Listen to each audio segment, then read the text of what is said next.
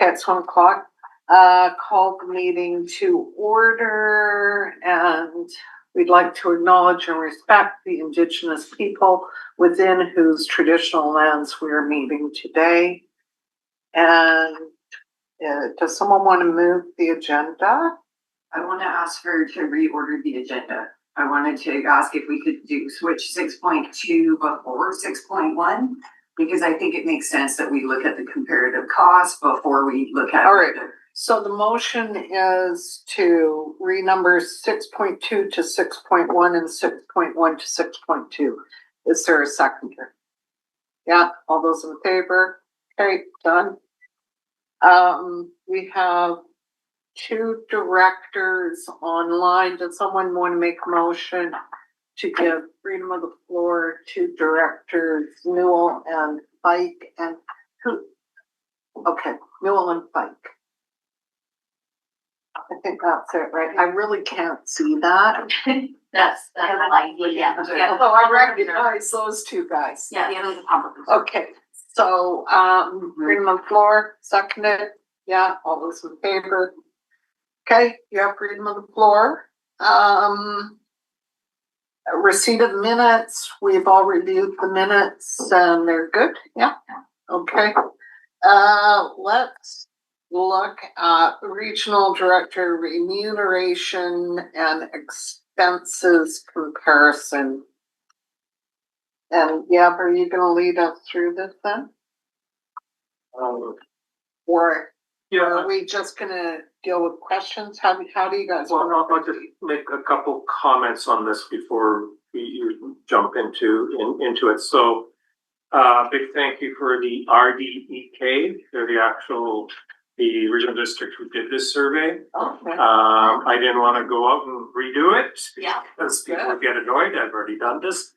So it's RDCK. They're some ways a bit smaller than us, but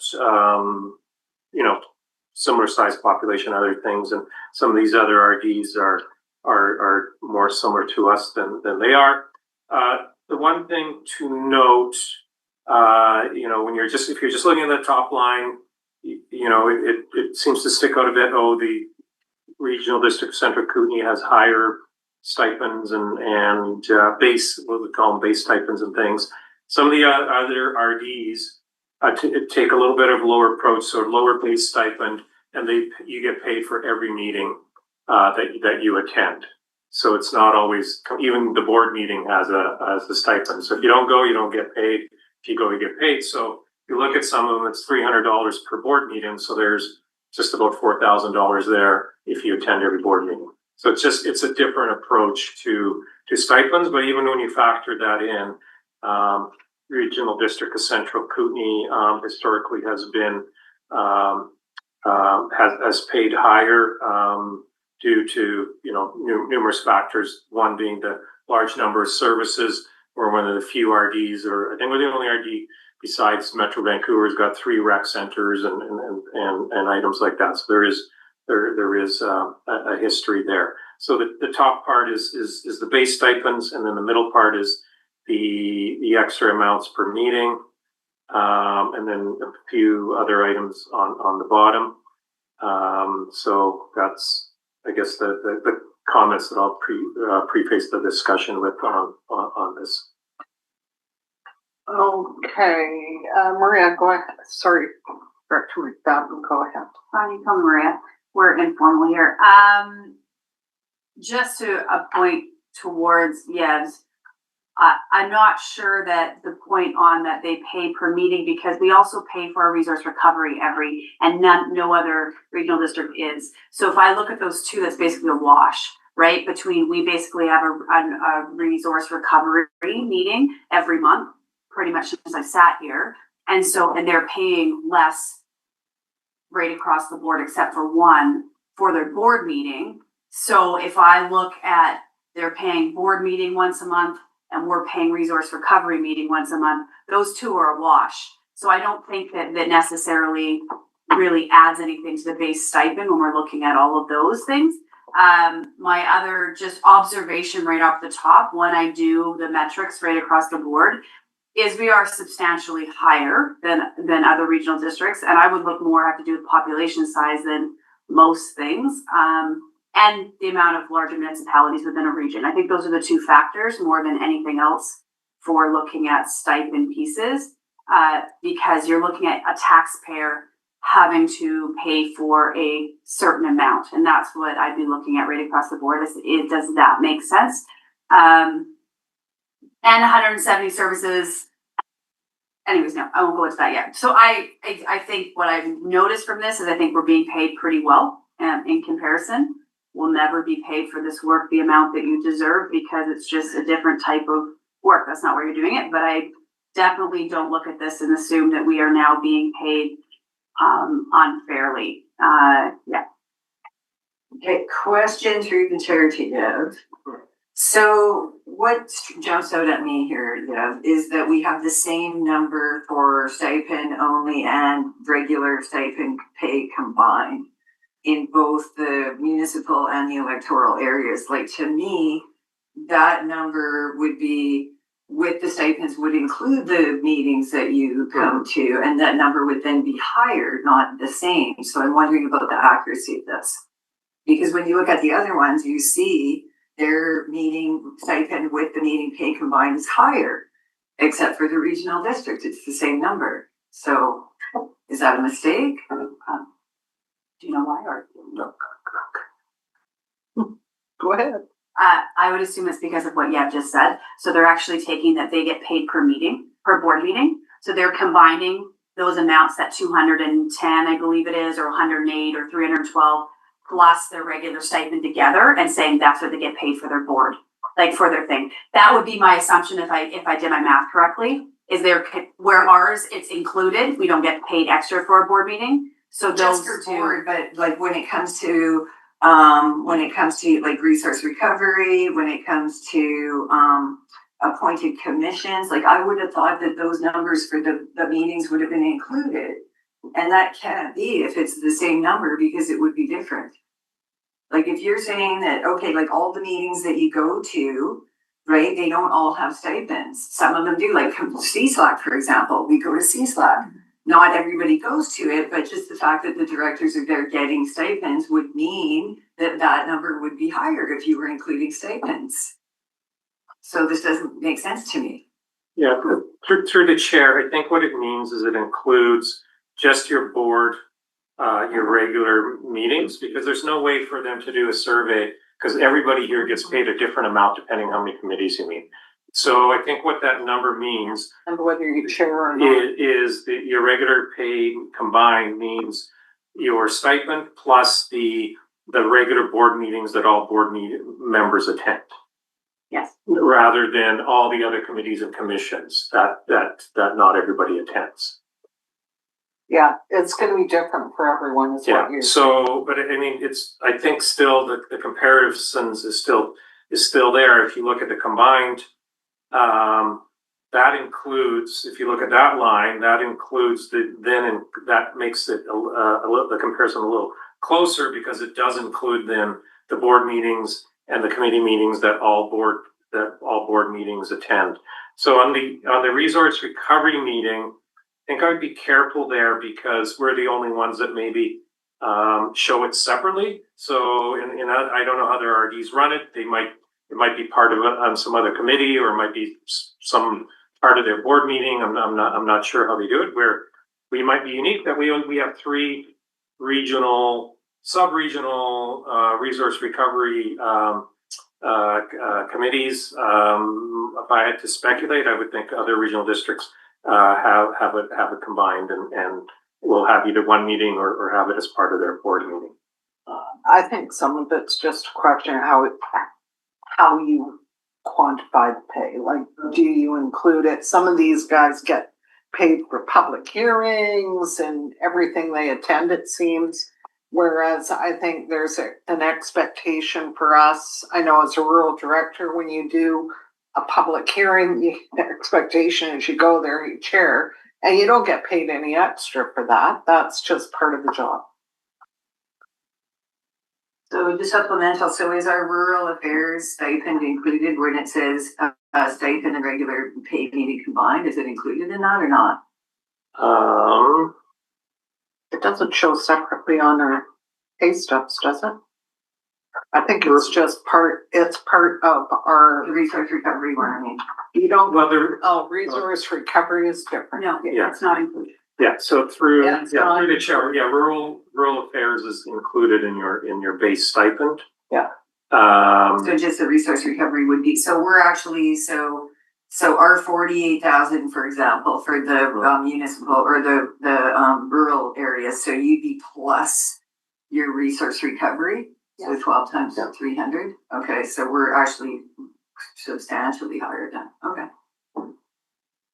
Yeah, and I think this is good information to have. I don't think our mandate is to scale back or to somehow make ourselves equal to anyone else. I think people in the past have established that this is what it is, this is how it is, and I don't know what the rest of you think of. A bit unclear about what our scope is here, but I think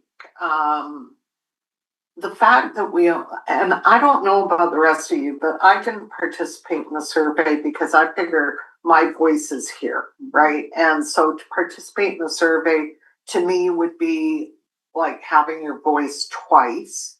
I don't know if the rest of you felt the same way or not, but we only got 6 out of 20 responding. And even if you include the 4 of us, it's still only half have replied.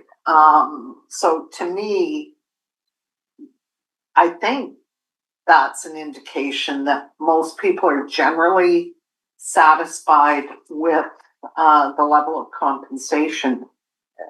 Am I wrong? I'm satisfied with the base.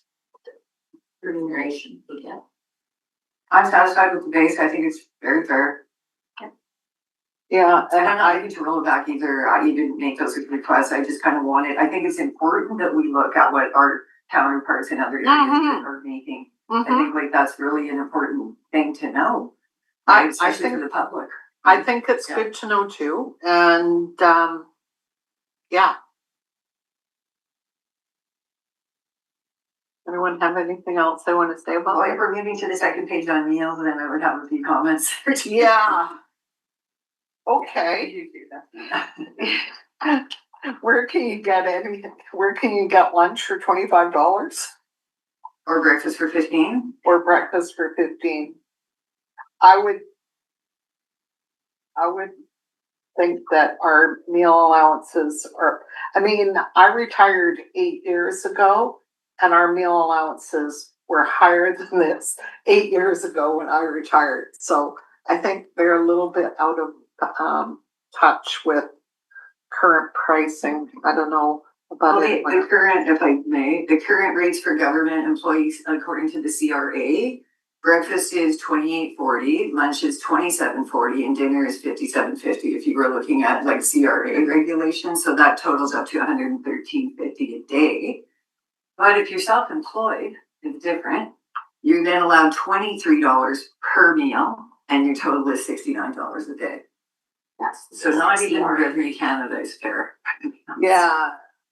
Yeah, through the chair, if I may, we have to be careful with the CRA rates because that CRA rate is the rate that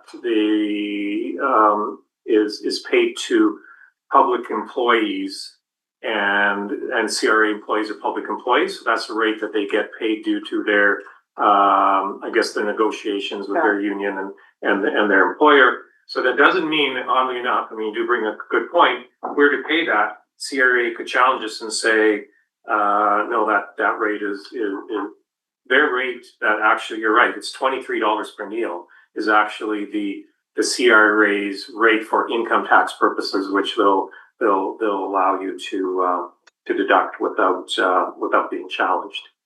Without receipt, yeah. Does anyone know when this was last increased? we didn't do it when we did our last review. It's not changed since I've been a director. So that's 11 years. Oh. So we were high. No, we're not. So how do we do this? Does somebody make a motion on what we think that the rates should be moved to? So, Sure. Like I I got- would go parity with RDEK. yeah,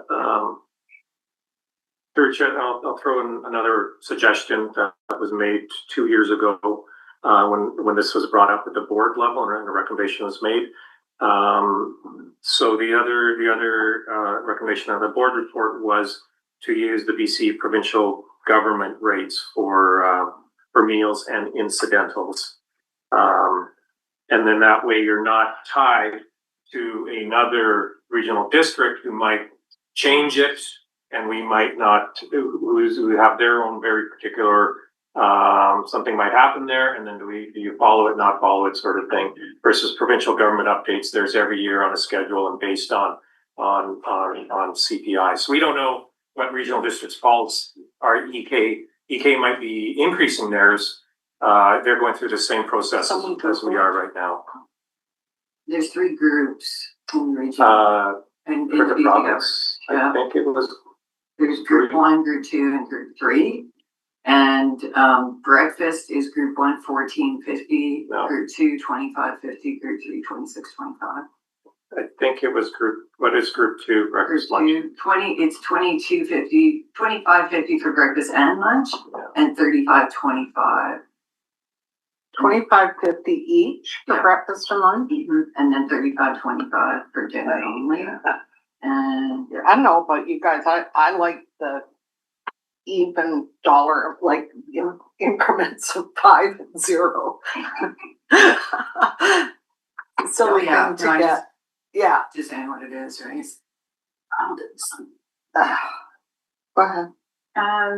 Yeah, I mean, I like the even dollar amounts, except that if I look at it from an administrative perspective and continuity, it might make sense to anchor it to someone else who's doing that work. So if we anchor to BC government's level 2, fill in the blank, and that's what staff just knows, then it changes year by year and you don't ever have to worry about all of a sudden we're 11 years out of date and now we have to increase it. So, I would be inclined to whatever that is on the website. I don't know what the criteria is for level 1, level 2, level 3, but picking whatever we're anchoring it to and saying this is what we're anchoring our rates to, and then it'll change if that changes. Because really, we're not the ones doing the paperwork on staff is doing breakfast, lunch, and dinner. You get it just given to you, whether or not you use it or not. So We have to fill in your expense claim, but I think the rationale is much the same as the CPI. Do you tie it to something and you just march along in lockstep,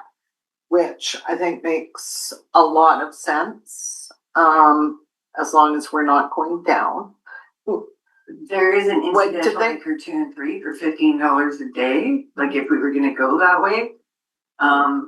Yeah, you know what that's for? Do you know what the incidentals are for? No. Because I used to work for that union, for things like newspapers and tipping hotel staff, and that's what the incidentals are for. Yeah. So, I'm good with, I think it does need to move up. So is someone gonna make a motion? And the other question I have, sorry, on that website is, do they differentiate between out of area and not? I don't see anything here. They used to differentiate between out of province and not, which is real, like when you get assigned to go to Whitehorse, which I actually, the north is very expensive. So, yeah, it's interesting. Look, just if I can, for Sure. interesting, the village is going through the same thing, and we've got a citizen committee who's doing it. So I have access to the resources that they're using. So they've got the Government of Canada one, for meal allowances for travel in all provinces and the US except for Alaska. And their base is $24.90 for breakfast, $25.20, and $61.85 for dinner. So for a total of 111,995 plus the incidentals of 1750.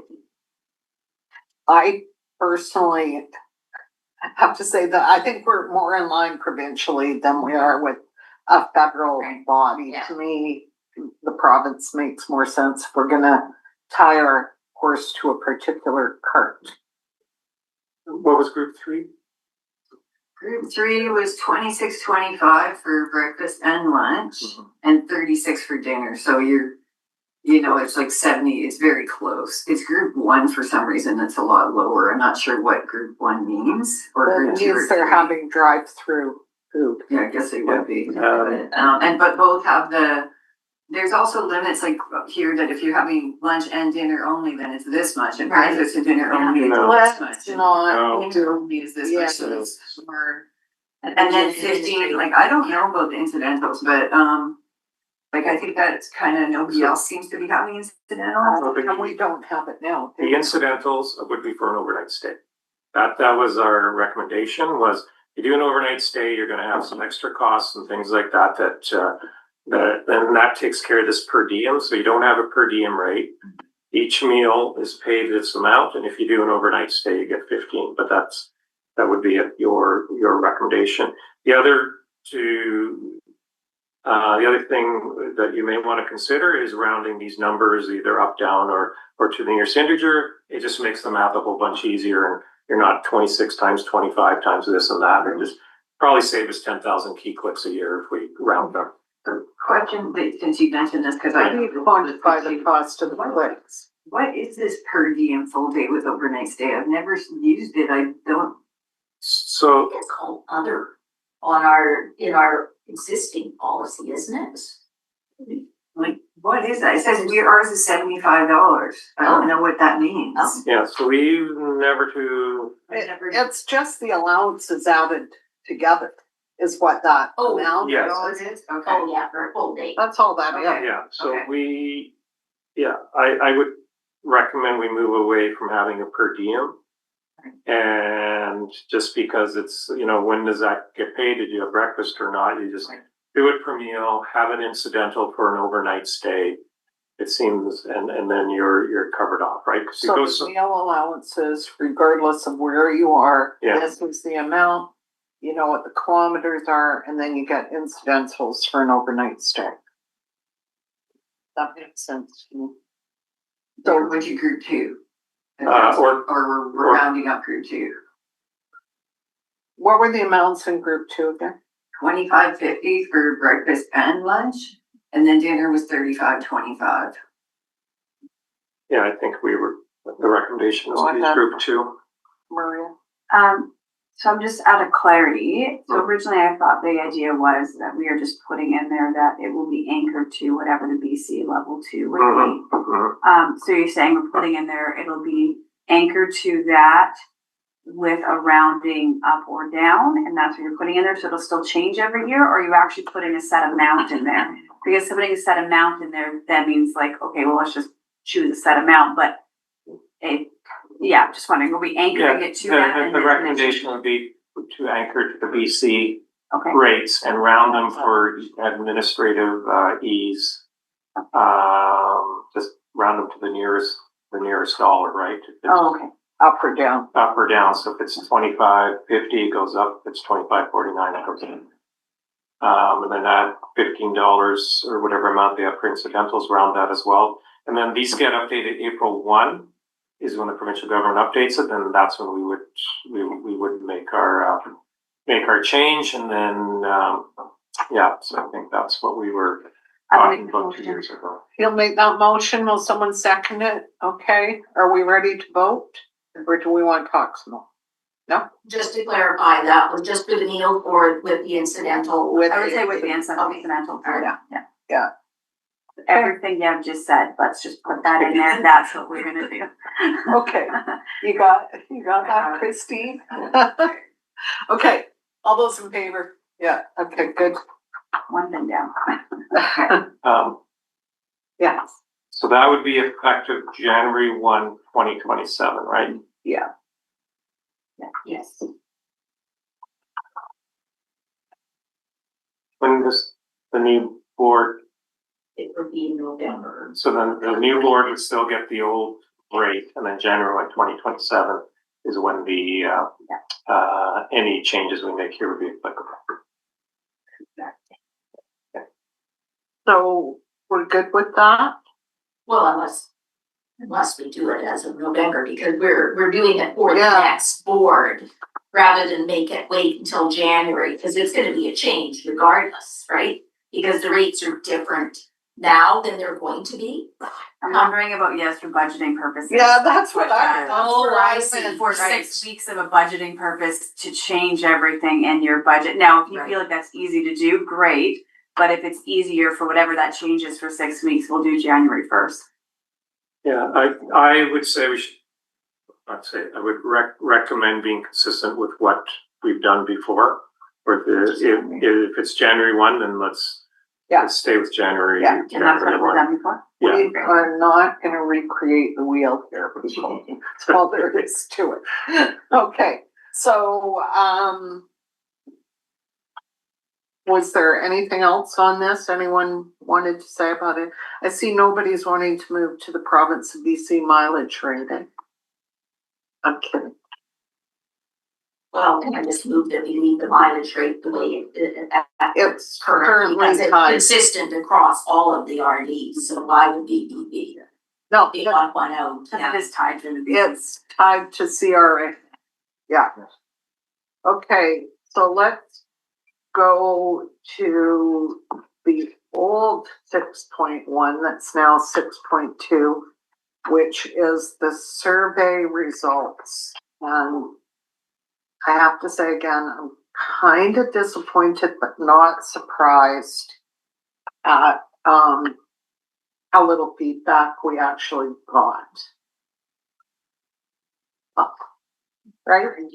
I'm not surprised. People are busy. I get it. I do appreciate people taking the time and being very thoughtful around their responses. I think that was good.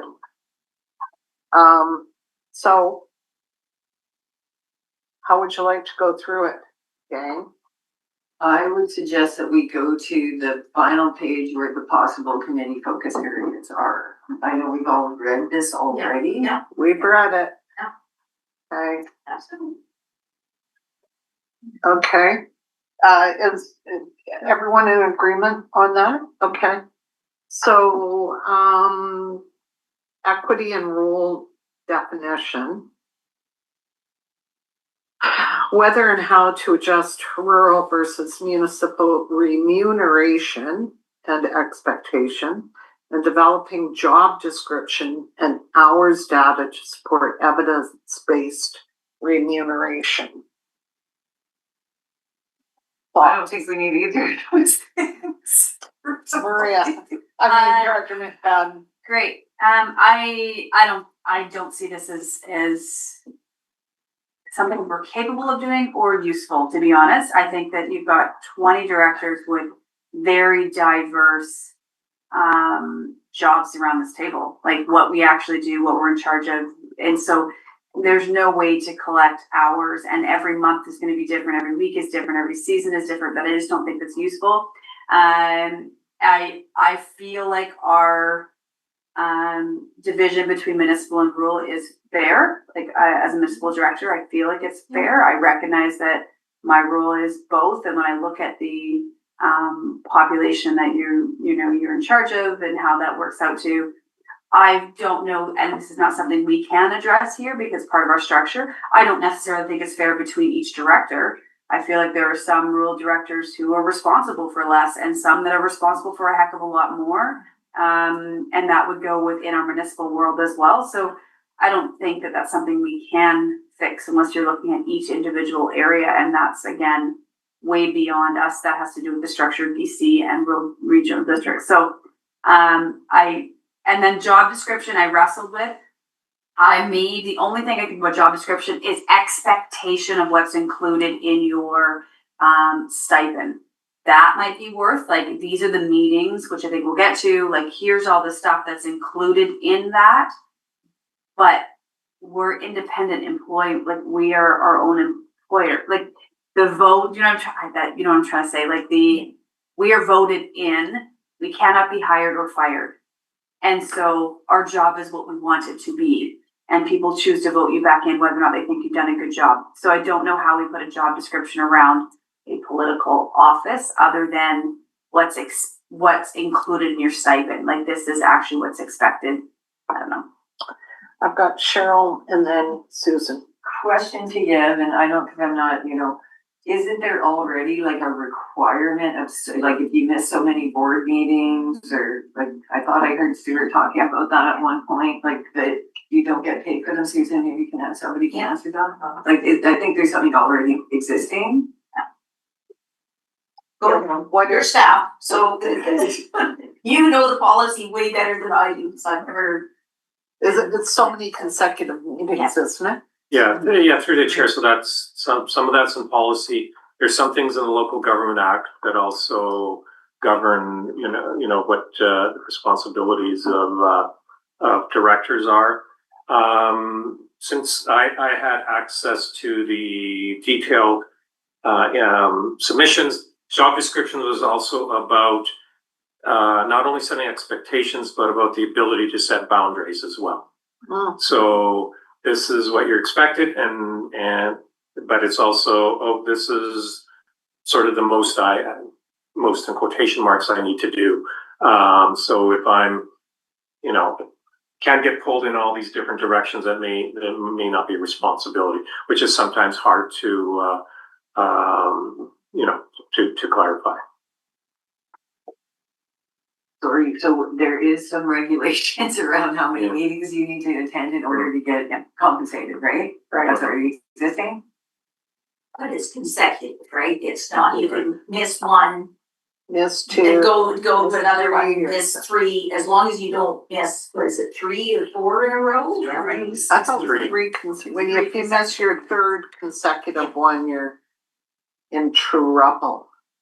You can miss 3 and then you have to get the 4th. So someone could actually just attend 3 meetings a year. Sorry, I don't want to jump the queue. No, And okay, and I won't let let you. me. Well, if it's in Cheryl, response, you done, yeah. if it's in response to what Cheryl has said, you might as well go ahead. Okay, I was just going to say, We're all getting along quite nicely. there is, like, around that, we can see it as being unfair, but I don't think we can supersede the Local Government Act. Right. And so Local Government Act says that I'm an independent employee, like I govern myself as a director, no one else governs me. So, and it tells me that I can miss 3 and then be at the 4th. We can't put policy that says that you can, unfortunately, because I wish we could, but you can't. Now we can make sure, which I don't think that's in the Local Government Act, that your alternate doesn't count as you showing up to a meeting. So you personally can't miss more than, but I think that's already in our policy, if I'm correct. I thought it was 6. Like that might be. Sure. I don't think this is ours Yeah, I don't think to this is decide Yeah, on. no, I think no. we're kind of drifting out of our lane Yeah. here. And then the only follow up on the boundaries piece, is that, again, we're not directors employer. Like the RDCK is not the employer of the director. The director is the employer of the RDCK. So they cannot put boundaries around what a director does. Although I understand the sentiment of here's like what you should and shouldn't do.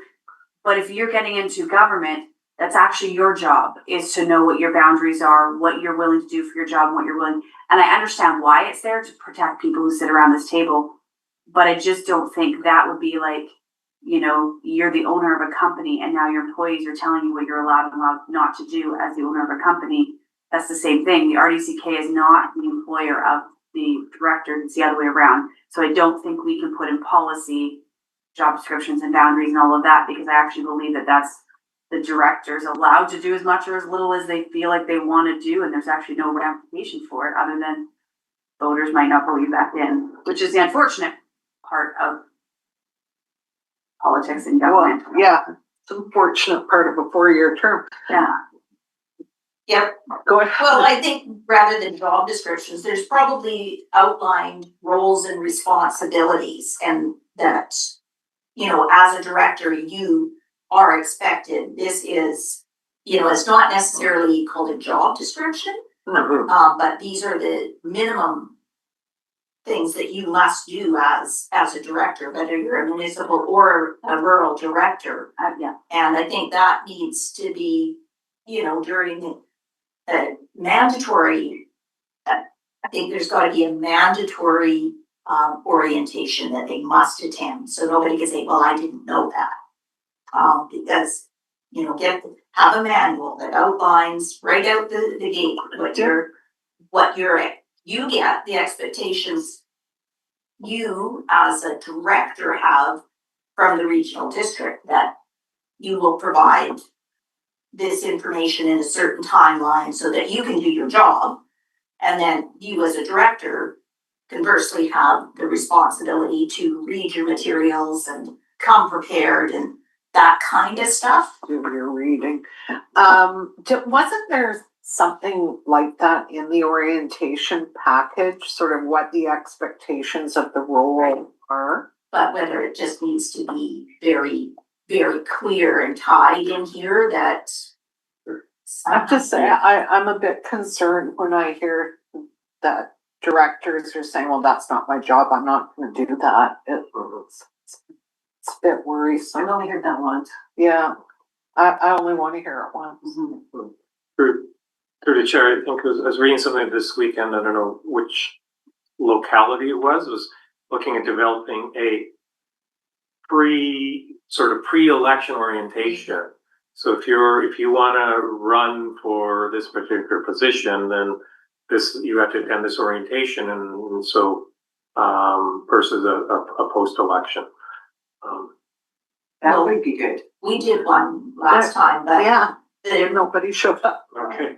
just the existing people showed up. Yeah, We did one in the city of Cal. They did regionally.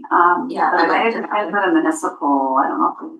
no, I If you think, go there too. and no, I couldn't make it, I was probably John. glitching off I think it was somewhere, but- online, wasn't it? Yeah, Christina, Venti did it?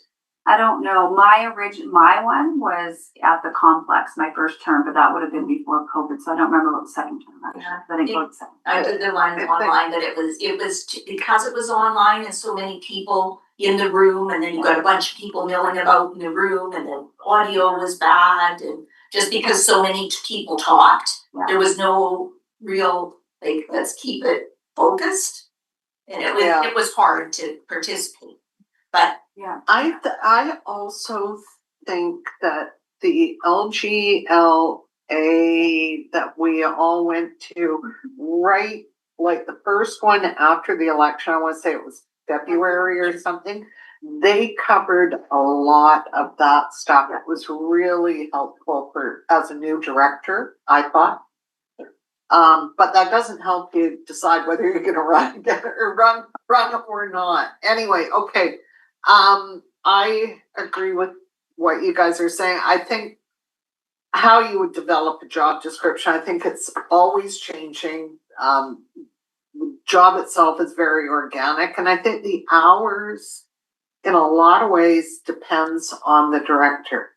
Some directors are director talk a lot, who will spend a couple of hours on the phone with a constituent.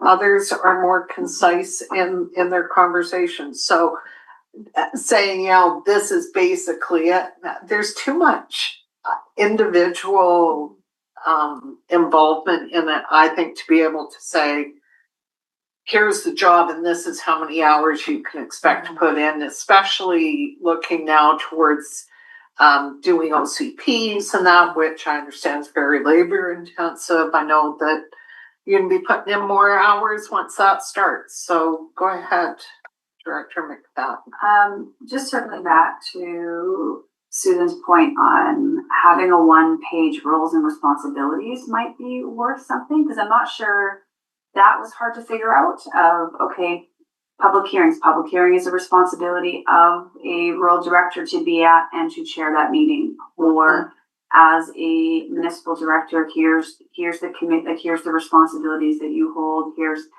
I'm just trying to think through like roles, this is staff roles, this is director roles. Yeah. Here's your employee that you bring concerns to. I'm just thinking roles and responsibilities, and I'm not sure I'll leave that for you to mull over. That might be worth having a one pager that just goes in of clarity of roles and responsibilities for each, but not necessarily like.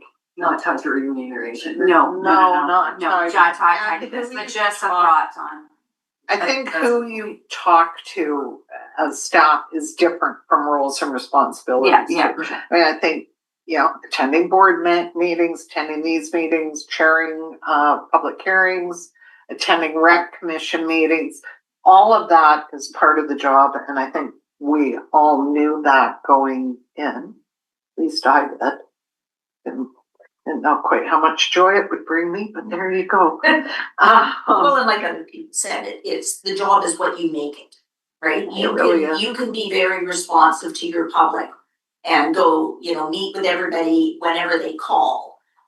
But there's others that it's just not, they cannot do it because they've got other commitments and.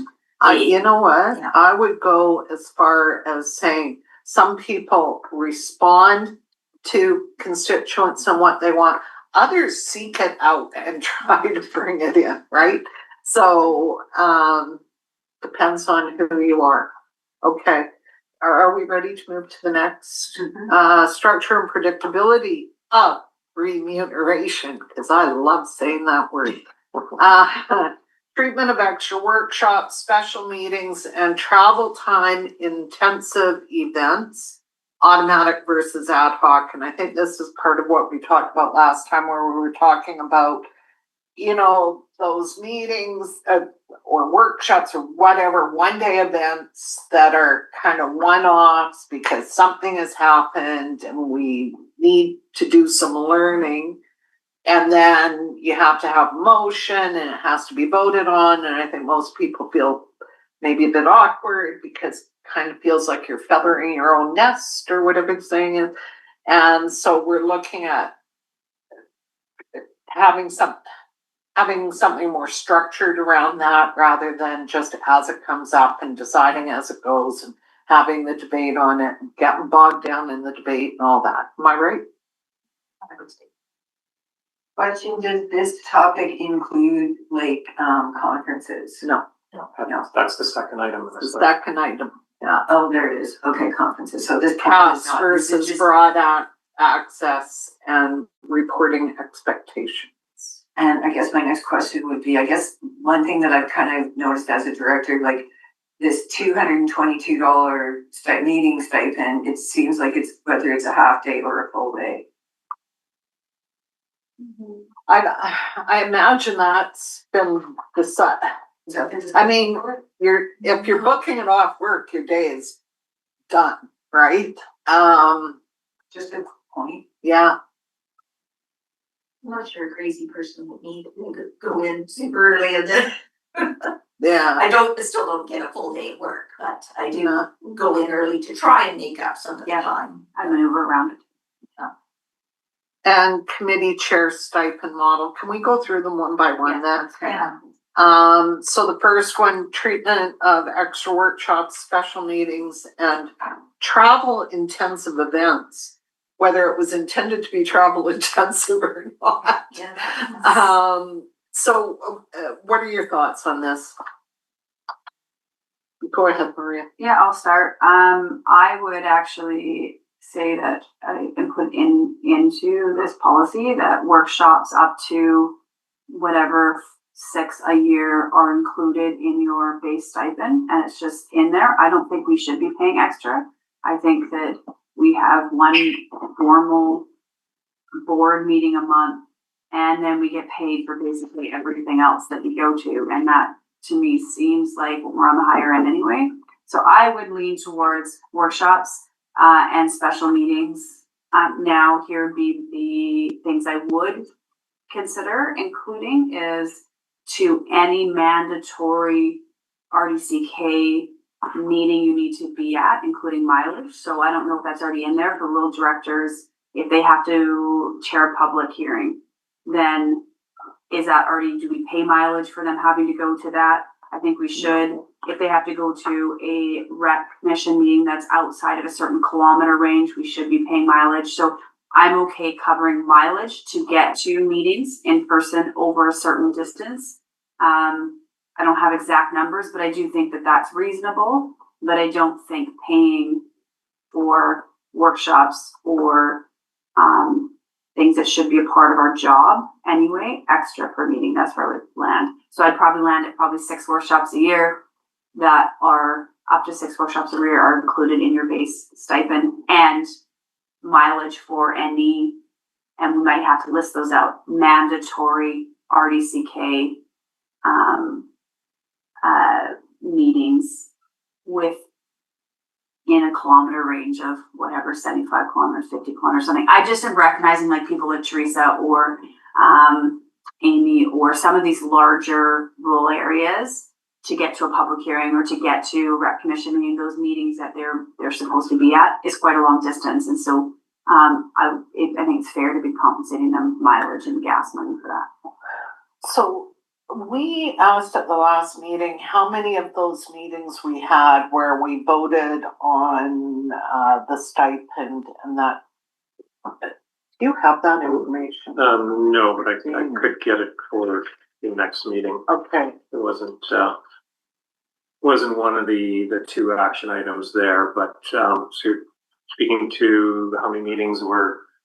Because I see there's 2 more on the agenda for this month as well, and so I thought we'd ask for that, but I think we need to know how often it happens before we decide how often it should happen or whatever, right? I think, you know, if we've been saying for an all-day workshop or whatever, that the stipend has been voted on and paid consistently over the last 3 years, that's good information to have before we make any decision on this. Am I wrong?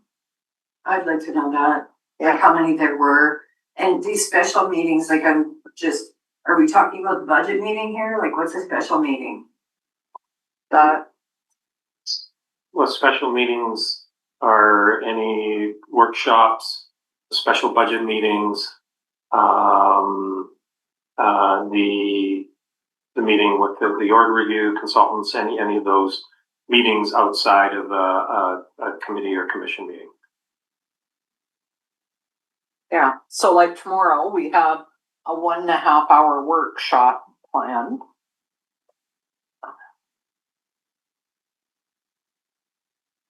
I mean, personally, I would think that's just a part of the job, but. Yeah, and then you brought up a good point too, is an hour and a half different than a full day. I think is attending virtually different than driving to a meeting? I think it is when it comes to mileage, but I see us hitting a big brick wall if we say you must attend in person in order to get paid for attending. Do we really want to go down that road? No. I think and the board had that discussion, I think, already. Yeah. So I guess attendance is the way I remember. So do we? That was a good question. Is that rate the same for an hour and a half meeting as it is for an all day meeting? I'd say there's a difference. I think we should see what we've had, and maybe in that information you could give us like how long were these? Yeah. So that we could get an idea of what, like Maria is saying, what are we looking at here? How many on average? And maybe we include the ones that are an hour and a half or under 2 hours, or maybe it's that way, if it's under, 3 hours, half it's a day, just included. And if it's an all day meeting, maybe it is something that is not included. I don't know how many there are. Well, I remember us having that workshop with Jared Basil. Yeah. It was a very full, intense day. And as I recall, we voted and got stipend for that.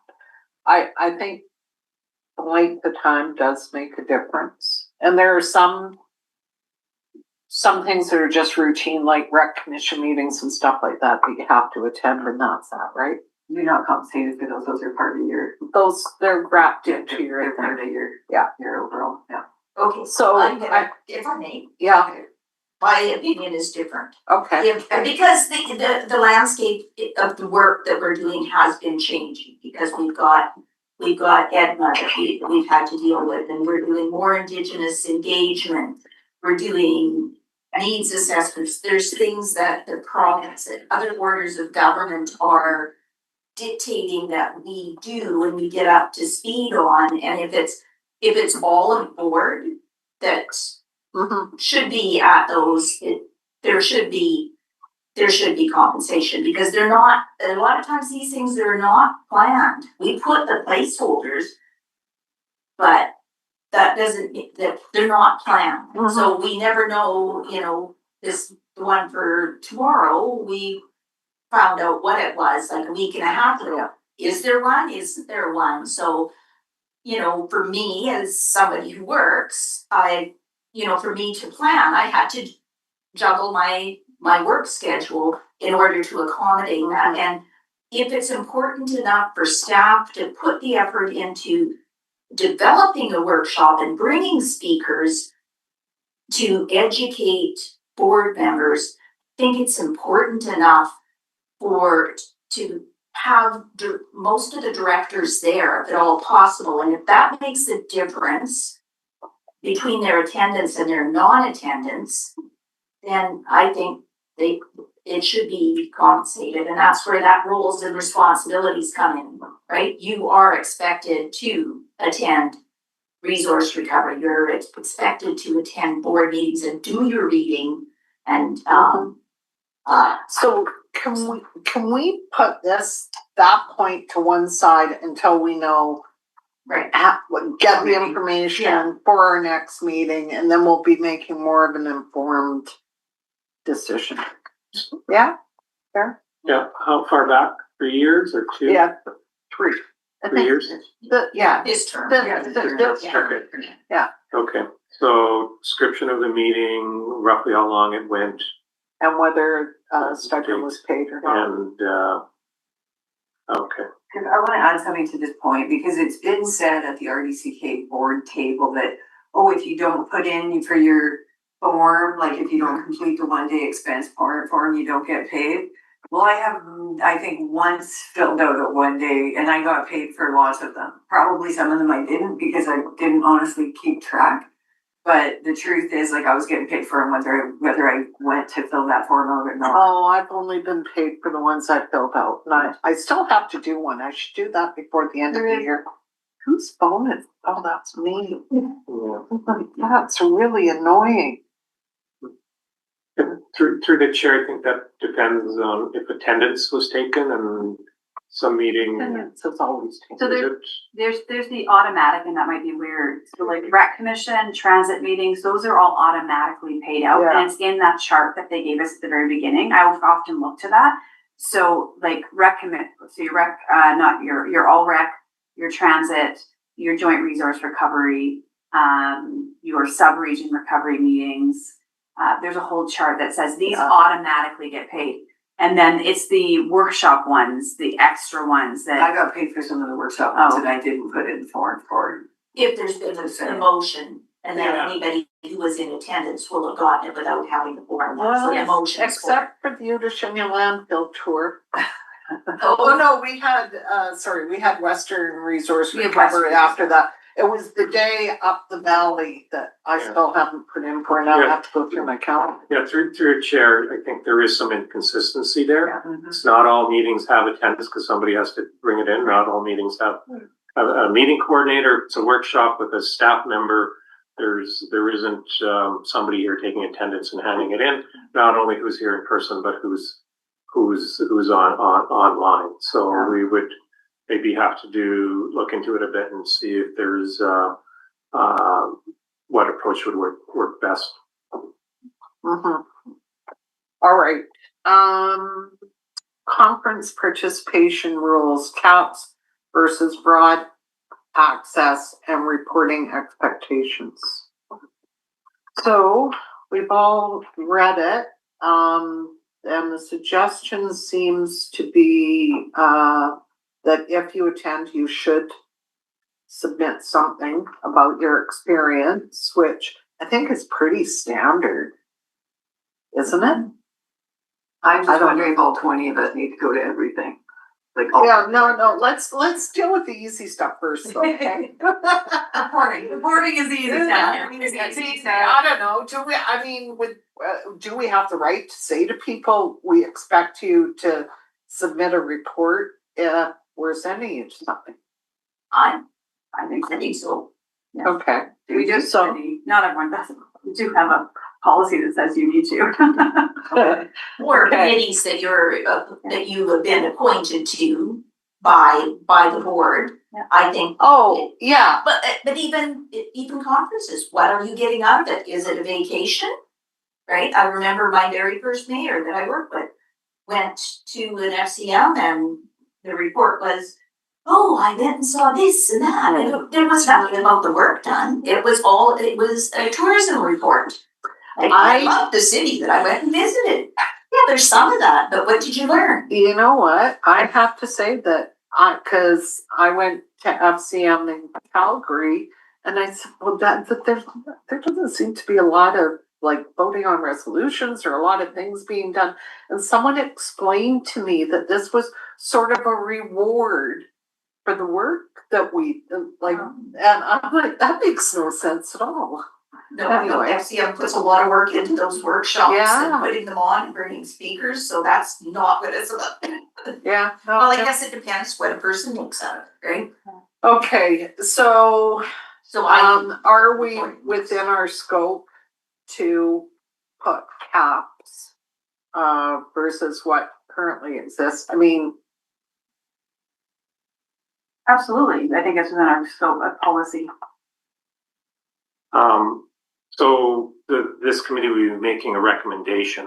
yeah, So your decision would be final, so it would be, Yeah. this is what you would recommend to To the the board. board. And then Yeah. the board would tell possibly us how have, wrong we are. would possibly have that discussion and Yeah. So the Yeah. question, sorry to Yev, would be like, how many directors go to these things? Like, you know, I mean, I know we all can go to them, but like, how many directors actually do go to them? Do we know any stats? Like, I thought Stuart said in the budget he would plan for half.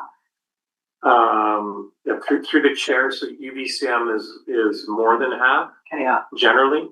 I would say most directors, and then FCM is less. and AKBLG is most, I think. and it's what just about rural, then it's covered by regional. Yeah, I mean, I don't think we should be capping either UBCM or AKBLG personally. I would agree. I think the AKBLG, UBCM are, they're extremely beneficial for connection and for learning. And, you know, if someone isn't seeing the value in it, then I guess they won't go, would be my guess. Or last year, I'll tell you guys, last year I went to LGLA and that was it. Because I had other things going on in my life that I just went, no. You know, this coming year will probably be different, right? So, I sure hope it's different. Anyway, so can we agree no cap on AKBLG and UBCM? Yeah? And what about What about LGLA? Because then there's the rural part of it as well, right? Sometimes it's together and sometimes it's not. Well, this It year is. is, last year was It was I've like, only yeah. been able to go to Traveling in March. well, I used to be working. Okay, sorry, I guess I should be chairing this more efficiently. Go ahead, Murray. I mean, I don't know how other regional districts deal with it, but being at the LGLA for the first time in my 7 years this last year, it wasn't very big, which means I'm assuming that most regional districts are not paying everyone to be there. That would be my assumption, because we had a fairly large contingency from the RDCK, but when I look at who it's supposed to be for, which is municipal and regional districts and all of that, there wasn't very many people there. So I actually don't know if we should be covering it, to be honest. And maybe it is something where rural wants it to be a part, it can be a part of that professional development. And if they choose to use it for that, great. And if they choose to use it for something else because it does the same thing. Like LGLA is professional development. That's what it is. There's no voting, there's nothing like that. So it really is learning how to do your job better. So you've already got it for rural directors as a rural director allowance. And maybe that's what it rolls into, is that LGLA would fall under that. If you want to use it for that, great. If you'd rather use it for a different training or different learning, that would be maybe a suggestion. I think $1,000 would cover LGLA. I thought it was $2,500 a year. It got rolled Through back. the chair got rolled back to 1,000, Okay. up to the end of we have it in the budget for 5 years, but, which is the board, rolled it back from 2,500 to 1,000. So I would, Go ahead, I was sorry. gonna say follow up, I would probably put cap on how many times within a year. So I know at the municipal level, and I know that a regional district is different, and I get that. But I have looked, and it sounds like most places have some kind of cap where it's you can choose to, some only have you can choose to go to 1 in your 4-year term. We have you can go to 2, so you can go to 2 FCMs in your 4-year term. LGLA isn't even a part of our scope. If you wanted to go to that, you'd have to bring a resolution forward to council to approve you to go.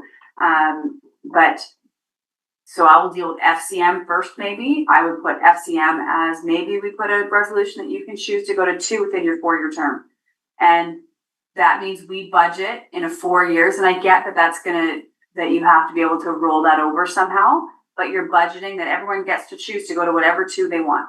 And that's what we know. So 20 directors have an option to go to 2 in 4-year term, and not everyone every year. And that gives opportunity for, if someone doesn't want to go to any, fine. If someone wants to go to all 4, well, you have the same option as anyone else. It's only 2. I think that is, you can pick. And it seems to have worked well. They didn't have a cap before. Well, except for the municipalities send people to FCM too. So you're saying, like, But most don't. So Nelson and Cassick are probably the only ones that I would say, maybe Crescent, that probably send more than just maybe even their mayor. I don't even know if they send their mayor because it's quite expensive. So most small municipalities probably aren't sending anyone to FCM. That would be my guess. Are you? Yeah, I would say so. Only Nelson and Cassick so are if maybe. you go through. Yes. Yeah. I've had a council member went to Calgary, but chose not to go to UBCM and did FCM instead. But she had a family member that she could stay with there. She made that judgment call, and I think she's going to do the same for Edmonton. But that was her call, because we fund each of the council members who want to go every year if they choose to. But usually there's not everybody is able to go because it's a big commitment to leave your job and your life for a full week. Cheryl, did you have something to add? Yeah, I think like some of these FCMs, like, that are really far away and really expensive to go to, like, there's a consideration, if it is closer, or if we're paying like this extra travel. I do agree there should be some kind of cap, like that we can all 20 directors go to FCM if we want. Like, I agree that there should be, like, I like the 2. I think the 2 is fair in 4 years. And I know, like, I'm not running again in the next election, so I'm not going to go to any conferences, because I don't think that would be a good use of taxpayers' money, knowing that I'm not going to stand for re-election. So, and plus I always get sick at them, but that's That's different. That's a different I hesitate around putting a cap on educational opportunities. That bothers me more than anything. I think if people see that learning opportunity as something really beneficial to them and helpful to the work that they do within the RDCK, for us to put a limit on that, especially, I mean, it's always in province. I really struggle with putting a cap on the LGLA, more so than FCM, to be But just perfectly honest. supplemental to that, they all we Yeah, all the supplemental to things, me. all the things are online, and if you wanna watch them afterwards, you can. So if you're feeling I- like you you know- missed something and there's something you really wanna watch, you can actually. Maybe we do FCM first then? And Can then we- do yeah, LGL, so that would okay, separate the two? Okay.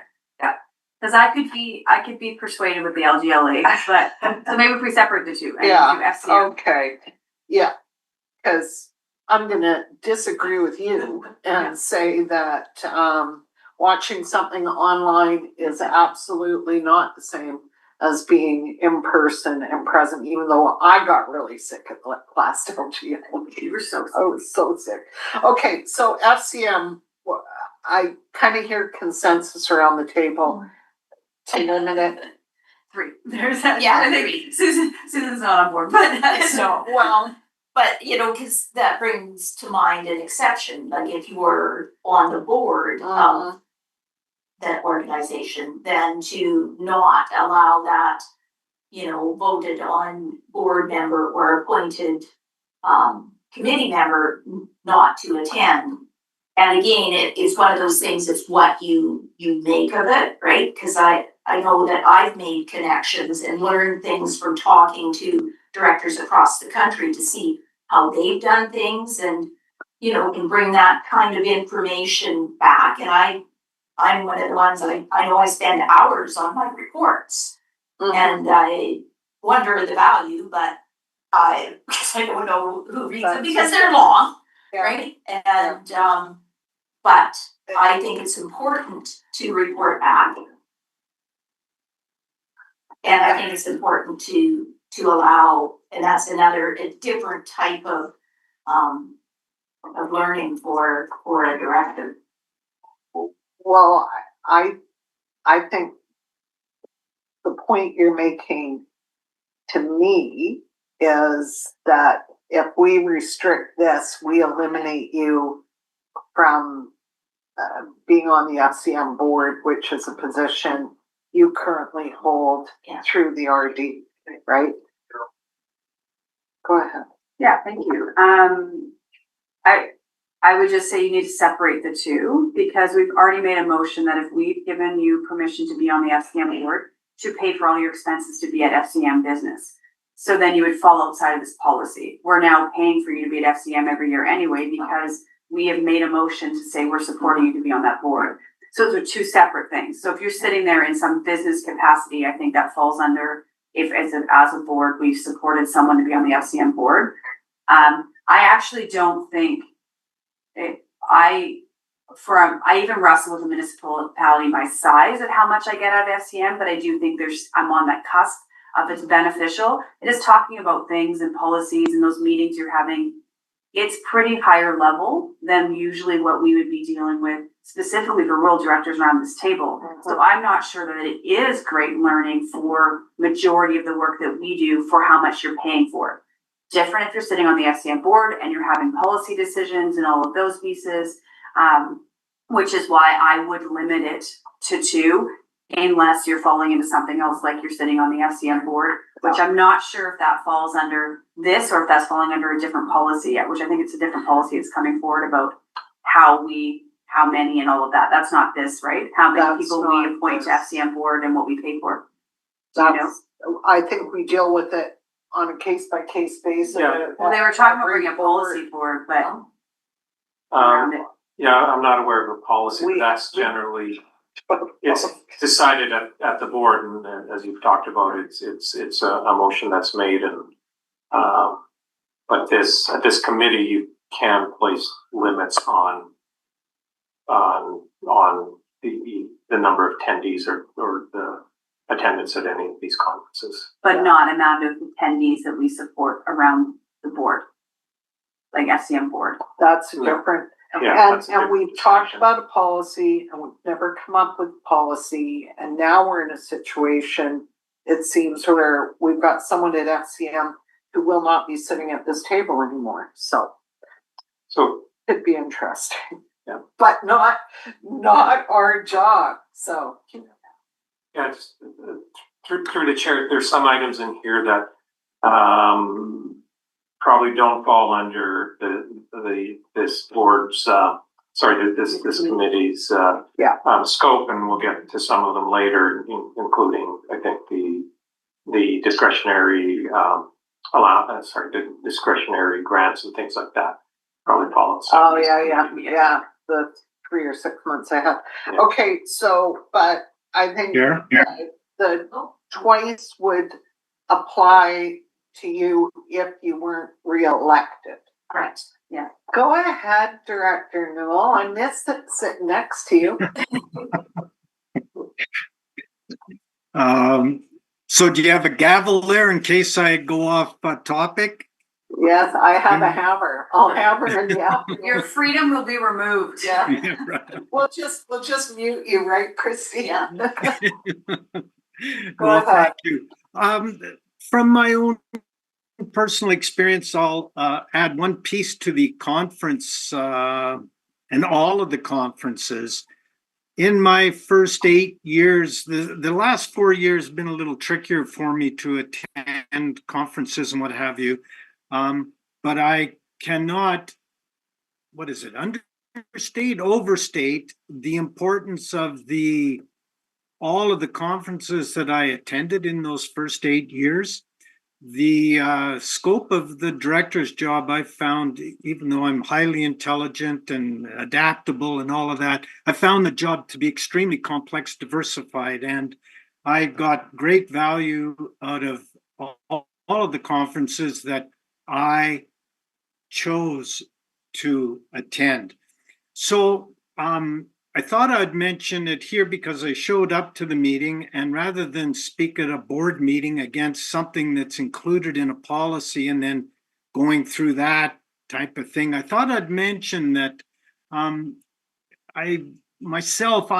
personally, in the last time I sat on the committee with Director Hewitt and others, I was extremely cautious about limiting access to the broadest scope of professional development. And in fact, highly supported the initial $2,500 professional development fee. Now that was back in the days when people used to go to conferences more. So I think it was in 2017, pre-COVID. So things have evolved tremendously in that since that time. But I'll leave it at simply.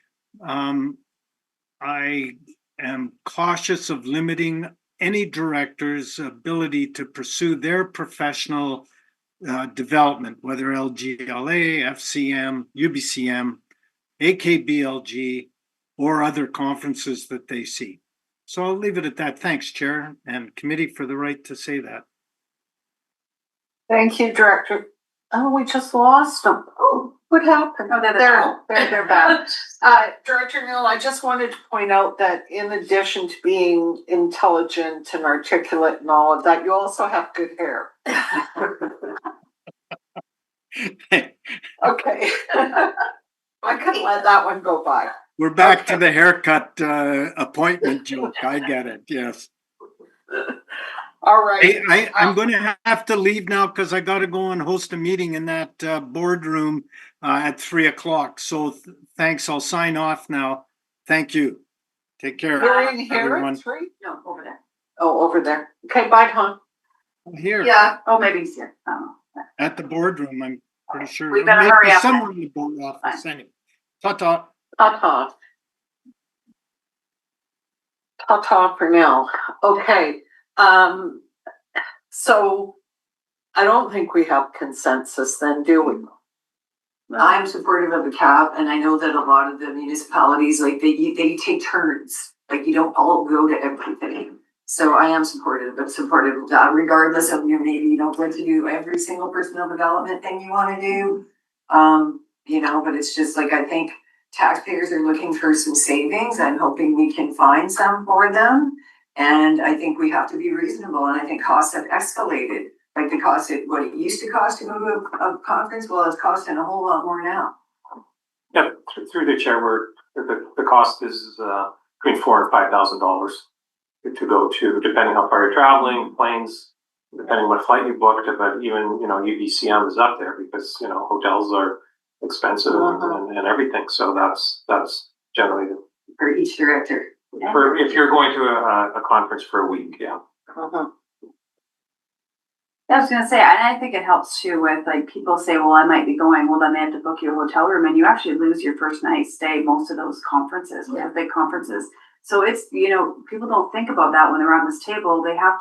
We have to be contemplating more of that we're spending people's money when we say maybe and then choose not to go. Because that's like, we're losing right off the bat, a whole hotel room. Like those aren't cheap. You're talking $300-$400 like for the first night. Yes, first night, all those conferences. Down at the coast for UBCM and FCM, those hotels, no matter what, you were paying that first night if you booked.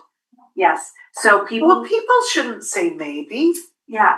So they do a lot, right? I know that you'll get a list, like a list, right? Because people just think I can go every year. And so it makes us think more about what is valuable to us. When is the time frame? And we know that we're putting some effort into that. Because that's people's money that we're spending when we say yes and change our mind. And yet, every year, and I've said it at least twice with UBCM because I knew I was going to be out of country, and it lists who's entitled to go to UBCM. And I said, no, I'm not going. Well, no, this is how we do it. Everyone's name goes on anyway. Even though I know there is no way I'm going to make it, I know that, and yet it still gets approved as though I'm going. So I don't think that makes sense either. And I don't think maybe is a good enough answer. No, I would agree. Through the chair, for UBCM, we need to know like a year in advance to book the hotel. So it's hard for directors to know.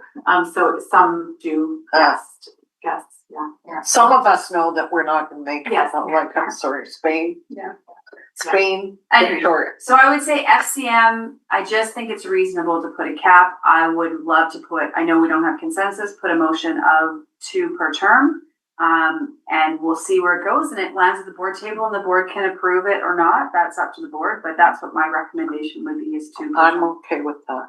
That's spitballing it and we'll see. Yeah, excluding the people that are on the board. Well, because it falls. No, we are that's separate thing. Okay.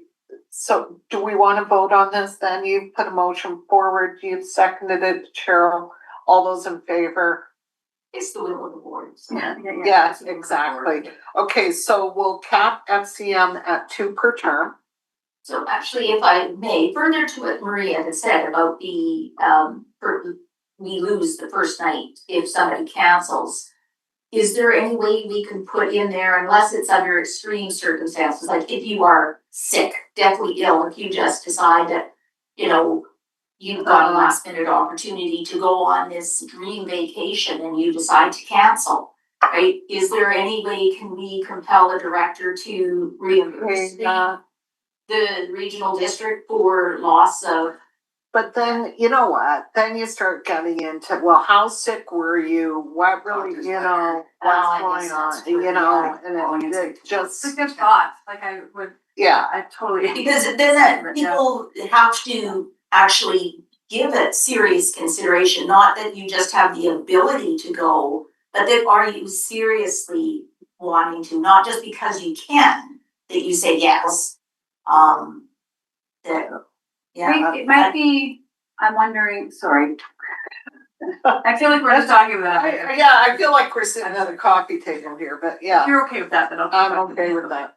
I do wonder if maybe when we send that out, I'm not sure if a director knows those kind of things. So I wonder if when we send out the request of, hey, here's the conferences, we'd like to know who's attending, just so you know, cancellation costs us XYZ or approximation. Yeah. So then maybe as directors are making more thought into whether or not this is a for sure thing. Because I'm just not sure. I didn't know that for probably the first year or two. I knew that from the city side, but I don't know. You just don't think about those things.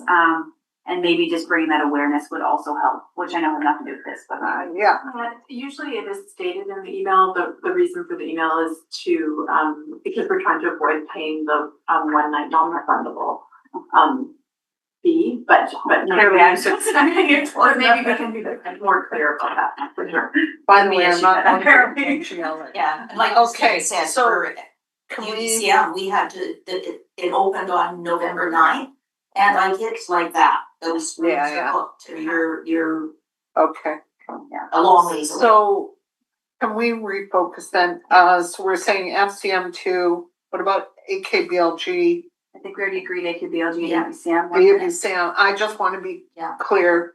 And restricting educational opportunities, especially when I look at how many people were actually there. It's not a lot of people, but I know me personally, I got a lot out of it, even though I was really sick. That's Cheryl. You got a lot out of the one session you missed was actually one of the best. Oh, yeah, she was. It was. So It was a really good session. yeah, so where are we at with LGLA? I think, yes, we, and like you said, there's not everybody chooses to go. No change, so no change? No change? We're okay with no change? Sure. And that's, through the chair, that's the, both the Yes. elected Yeah. officials Yeah. forum and the LGL Yeah. forum. So no change to current practice. Does the elected officials forum go through the rule amendment and then the regular one goes through general? Okay, committee chair stipend model, monthly versus per meeting.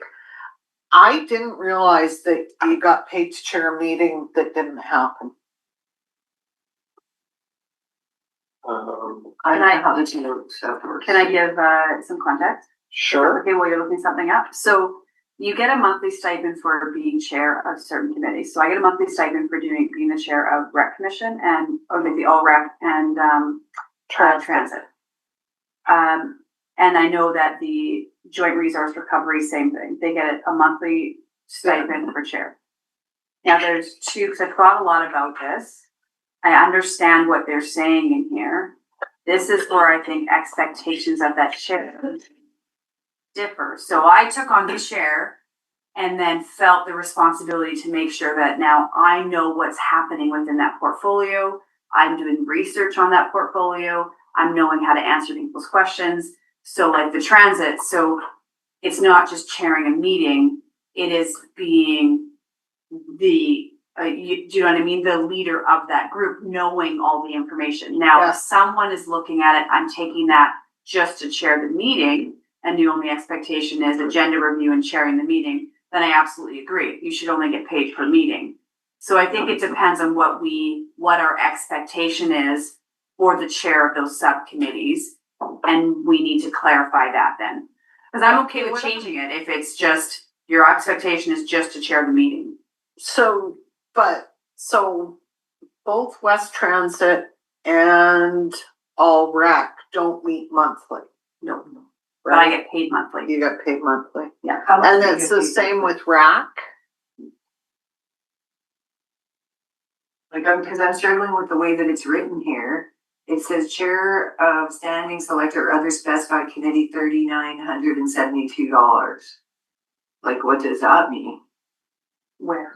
It's on the comparison here, the director's remuneration and Yeah. expenses comparison. So I just like, and so this is new information and I'm struggling with this one because none of the other ones, except for the Caribou, have any compensation for chairs or select Well, of the committee. I think there is a different expectation of someone chairing a committee than a participant. I'm Yeah, just I don't know what they do Yeah, I in don't know, other so I don't know, places. like, is everybody who's chairing getting $4,000 a year? Probably pretty close. Sorry, which line are you looking at? I'm looking at this one right here, yeah. Chair. There is a chair. The year that I chaired West See, chair, I never got any. $3,972, at all, I was just a member. right? It's in That's the, Chair of RDCK. standing, That's 3973. $3,972. it's in that chart that they gave us. Oh, I know, I can see that, yeah, I didn't. And like Right. what we got for orientation. So if you look at where is it? Oh, I see, these guys are getting $108 There's per the meeting. little Chair. works. Is that what it says? Nope, you don't have to Yeah. fill out it automatically. Well, no, but it changed, right? There was, if you're in the minutes, you get So Caribou has 7,000. But everybody else has nothing. So how much, I guess the question is, how much do you get now? Like, I'm checking, yeah, I'm pulling it up right now. So at the very beginning of our term, they gave us that sheet or that Excel sheet that has all the lists, and it'll say in there, I'm just pulling it up, because I could pull up my pay stub, but it's easier to. Yeah. So it's Well, over I've 300 got the rates here. Do you have them in there? Yeah, rural affairs chairs 921. a month? Must Yeah. be. Got the amount. Yeah, and then the central east west waste is 460. Other committee chairs is 331. Yeah. I don't get paid for 31 though, too, monthly. Sorry, how much was rural affairs, 9 something? 921.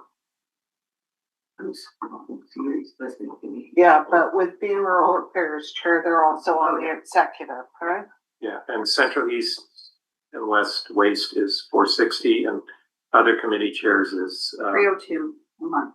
302. That was 2 years ago. Okay, the change. 331 is the current Oh. rate. There you go. Which is if you divide 3972 by 12.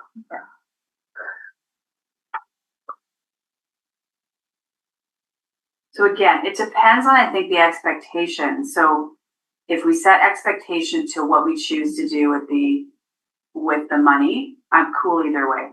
So either the expectation is if you're getting paid every month to be a chair, your job then is to be that support, to know what's going on so that you come to that meeting to be able to facilitate. And I think that's part of the reason, sorry to interrupt, No. that those chairs are elected every year, not every 4 years. Yeah. If somebody's showing up unprepared or sort of unable to chair, they won't be doing it for very long. Wow. I don't know. How many people did we have raise this and how hard? No, okay, so I just Sorry. looked at my, this would be bi-weekly, isn't it? That's why. Never mind. That's why. Pulling up, Bi-weekly. that's why that's not what it says on my sheet, but I know why. It's because it splits it into two. Yeah. So I guess like, Sorry, through the chair, one director raised it in the survey, Okay. the committee chair stipends. So, do you think it's fair to say 1 out of 20 raised it? I don't see it as something that we're all hot and bothered about. Right? Now I've lost track of where I was. can we capture somewhere, and this probably falls outside of this committee, and maybe it is that one sheeter, that there is an explanation of expectation when someone gets elected as chair, that the expectation is that you are the support for that portfolio and coming prepared for those. Like, I'm wondering if that kind of falls into roles and responsibilities, because if I would be sitting there saying, no, someone should not get paid every month if they're not having a meeting, if they're not actually being a support.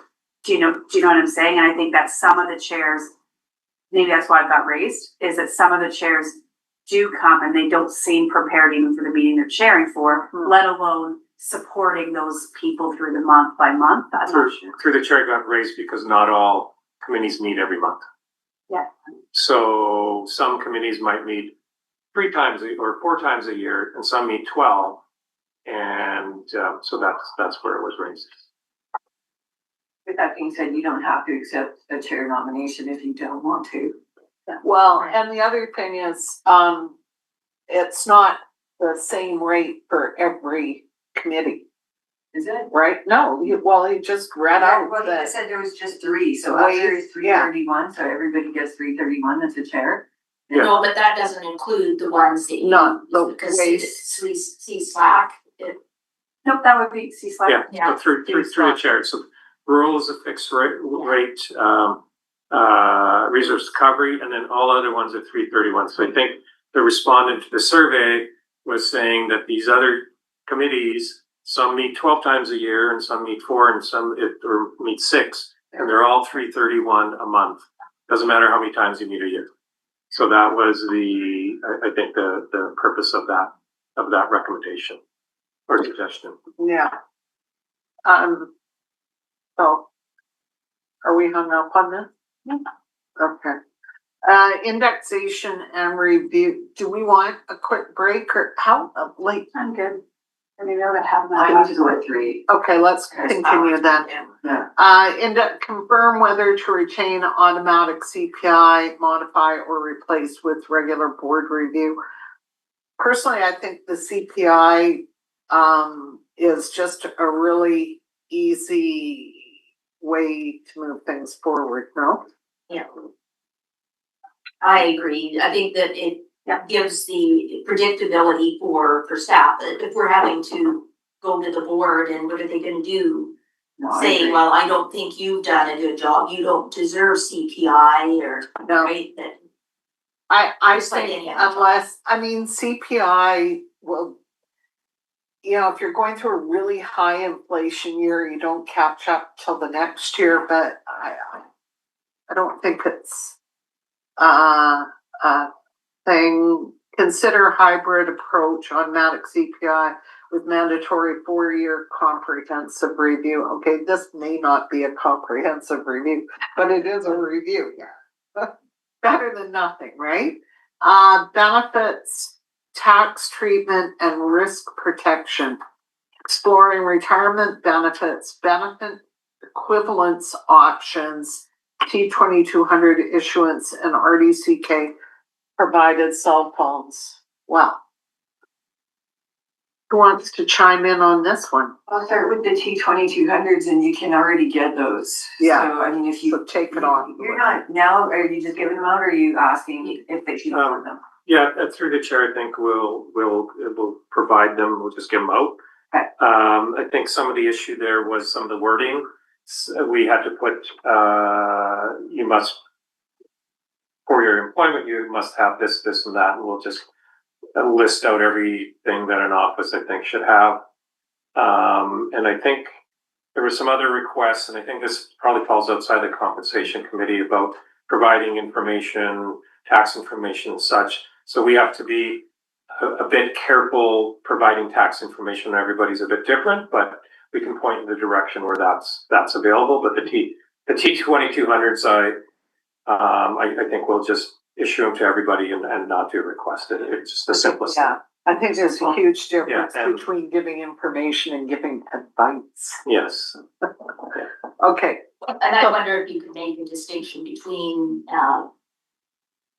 municipal and, because I wouldn't use the 2200 from the regional district, more of that kind of stuff would be for the village, but I've got the village hall at my Yeah. disposal. You know whereas what? For a rural director, that's different, right? Because it is a chore for a rural director to come in to the office to get any of your copying or whatever done if you need that, the printing.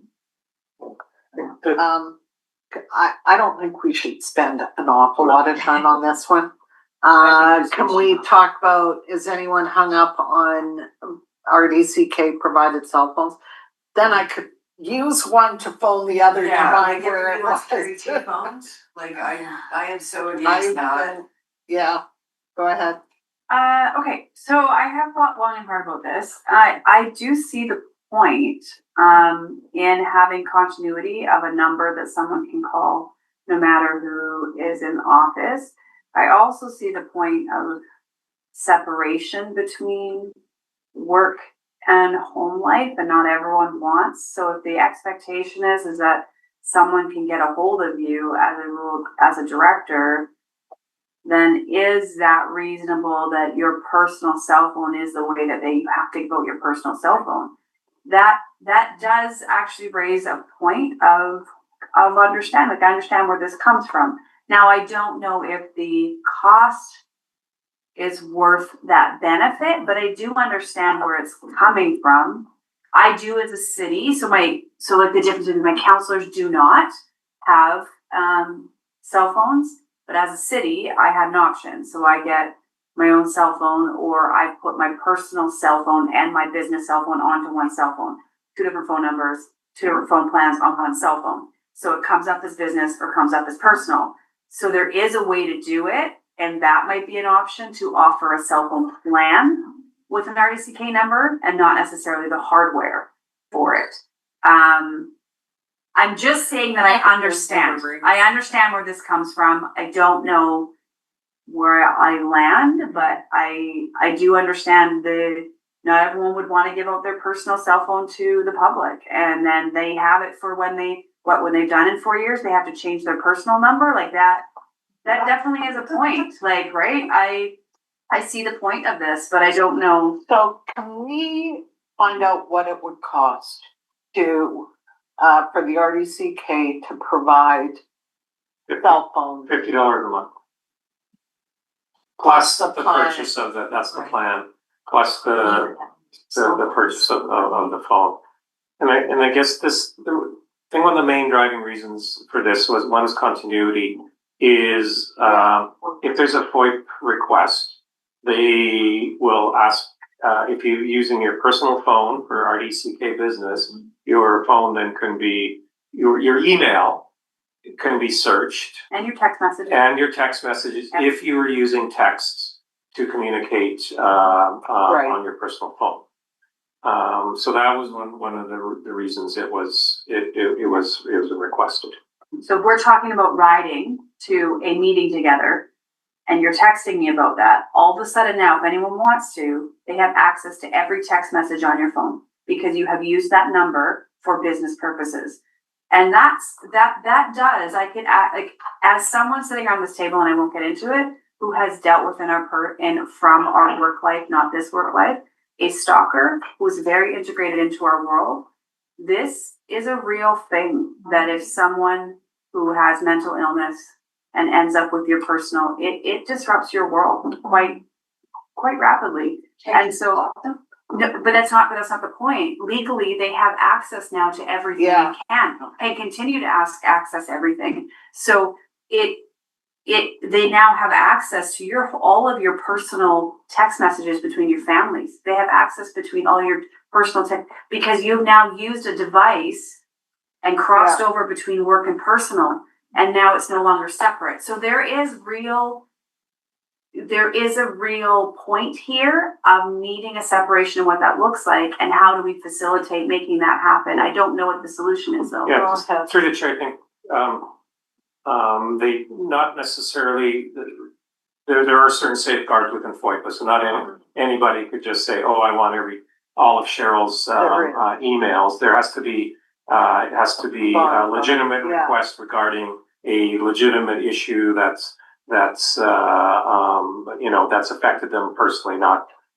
So there is some protection there, and maybe under this, maybe what we should do is sort of get all the information around what the risks are, what the realities of it are. Because I know they can't use it to just go on a fishing expedition, searching through your emails, trying to have that aha moment, right? They can't do that. Can you get that information for and the hard cost, what it would cost if all 20 opted for it for our next meeting? Yeah. Okay. Do you want some of those things done, noted as directions to staff? Yeah. To ensure that there is that paper record, that not just a notation, but a direction to staff. So before we conclude the meeting, we should just go through that list. Okay. And then that was item number 3 on the agenda, is to go through and just so we're on all agreement of what the direction staff is, because that could change through the meeting. Okay. So that was exploring retirement benefits.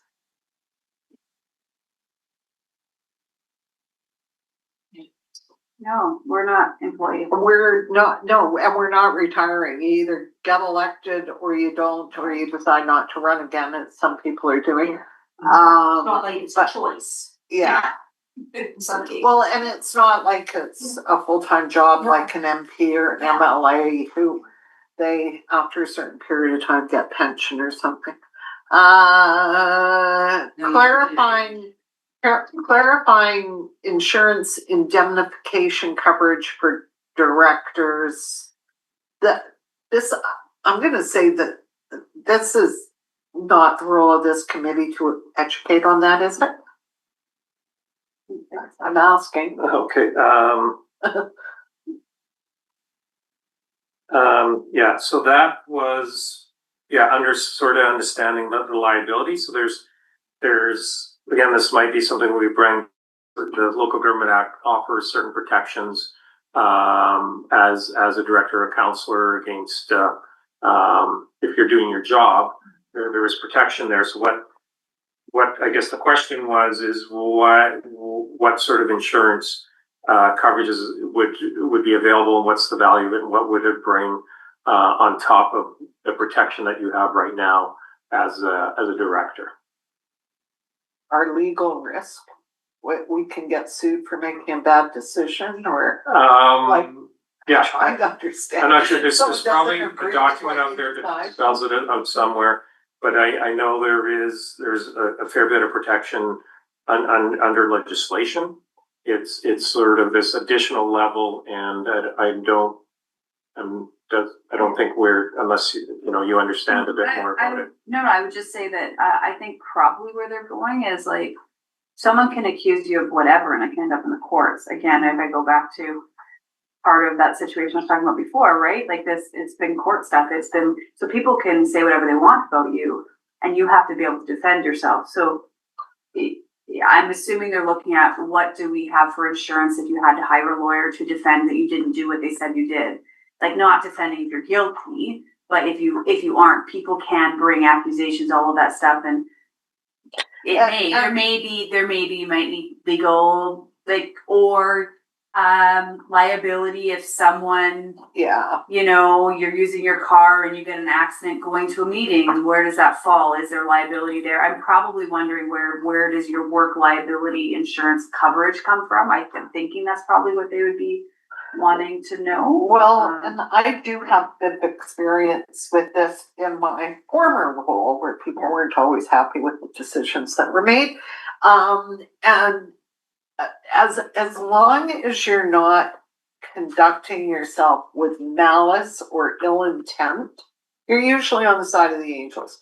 It doesn't mean that you're not going to end up in court and having to defend yourself. And I think that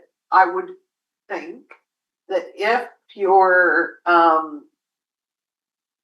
conducting yourself in your role as an RDCK director, that any legal assistance you would need would be provided by the RDCK. That would be my assumption. And as long as you weren't deliberately and intentionally setting out to harm people, you're usually okay. I mean, even people can make a big mistake. Yeah. As long as you weren't, if that wasn't, Yeah. And we're all a collective. We as individual directors can't tell a constituent that we're going to do a certain thing. It has to come as a resolution of the board. So don't we have the protections of the group? Well, as long as you don't hit regard. a constituent at a meeting, which may have happened in my previous role. Not me. But that's your vehicle insurance, right? Someone can say, no, I think she's meaning like actually hitting them at a Someone actually hit something. Okay, We're talking about the vehicle. I think that we just need to look at, I think what probably maybe not, what my brain goes to is that someone can say though that you as an individual director on behalf of the RDCK did XYZ. Doesn't mean it's accurate. Right. It doesn't mean you don't have to somehow be able to,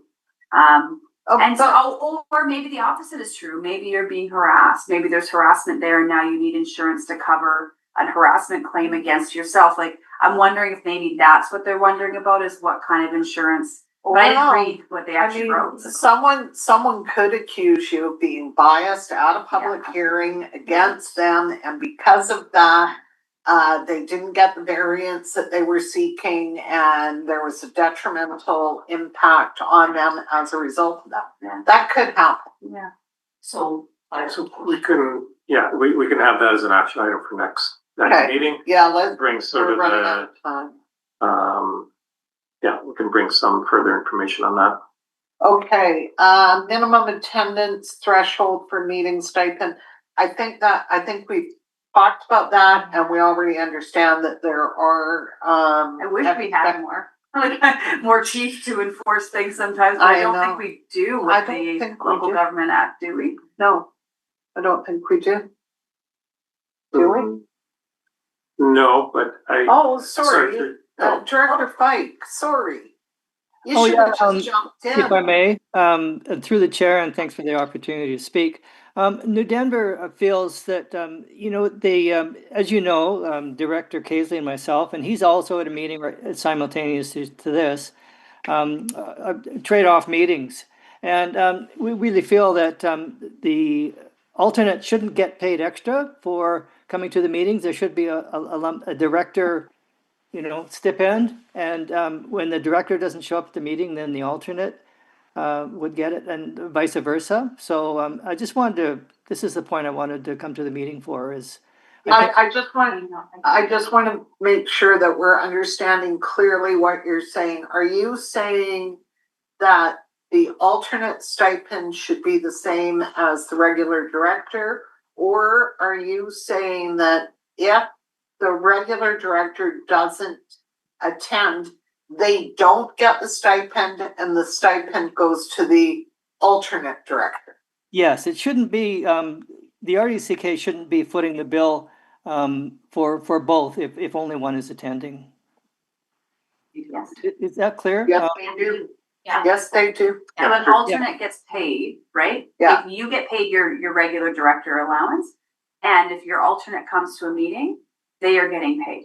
Joint resource recovery is different, because joint resource recovery is an extra on top of your regular stipend, no matter what. That's different. But a regular board meeting, if your alternate comes, they're getting paid and you're still getting your full. I think what Director Fike or alternate Director Fike is saying is that if you're alternate, I'm not sure if we should give the whole stipend, but maybe it is a stipend amount out of the regular directors goes to. So if your alternate came to a board meeting, off of your regular amount in a month would come off a certain amount and it would go to your alternate for doing that work for you. Is that what you're saying, Director Fike? True, yes. Yeah. Okay. Yeah, but that presupposes that the only thing a director does is attend the board meeting, right? But you could take a portion. So There's- what? But that's why they got less than the full amount of the director. They get $490 for a board meeting and they get $307 for a rural affairs meeting. Right, and what do we get per board meeting? It's just included in the And stipend. so, yeah, exactly. But your full amount in the. So the rural director is getting an annual allowance, right? As do the municipal, and the board meetings are included in that. We don't get a stipend for attending a board meeting. The alternate does because it's not part of their regular duties. So that's what this survey the recommendation was, that there would be deduction off your base stipend if you didn't attend a meeting, and then your alternate would get the $490. So if you didn't attend a meeting, the $490 would be deducted off your stipend, the $490 would be paid to your alternate. Was the suggestion. Sorry, the $490 stipend is for who doing what? An alternate, your alternate attending the board meeting. So the monthly stipend is just under $4,000 for a director. So if you didn't attend the board meeting via this recommendation, you would get $3,500 instead of $4,000, and then your alternate would get the $490. Yeah. Okay, so I just did the math. So for a electoral area, it'd be different for municipal. So if you're sending your alternate to every single board meeting in a year, it's $5,800. But your stipend, or like your monthly stipend for electoral area, is $4,800 or $48,000 a year, and for municipal it's $18,000. So I think what New Denver is proposing, which I actually agree with, to be honest, is that if you're sending your alternate, then that stipend's coming off your regular. So it's not your full. You're still getting paid to do all your outside. It's actually just taking off a portion that recommend that this is your board amount, and now we're gonna give that to your alternate, and so you're compensating, because I do agree that normally that would be a full 8-hour plus your reading plus all of that of work that you are no longer doing and your alternate is doing. So to move that wage to your alternate, I don't think is unreasonable. I would agree. I don't think it's unreasonable either, but when my alternate, and there's only been a couple of times when I've been away, my alternate sits in on board, I still read everything ahead of time. Yeah. And I still get a hold of him when we talk Yeah. about everything. because Exactly. He's not up to speed on what's going on every time at the board, so, Yeah. you know, I'm just saying, like, I still agree that if you can't make it, because you can come virtually, so if you can't even make it virtually, then you should lose, and I agree for that for rural affairs too. Because your alternate would get 307 to come to rural affairs. You know, so if you really wanna take that vacation and you really want your alternate to cover for you, then the alternate, it should come on and you should also be like, yes, I'm gonna prepare them for that as well, that's part of it. So that begs the question then.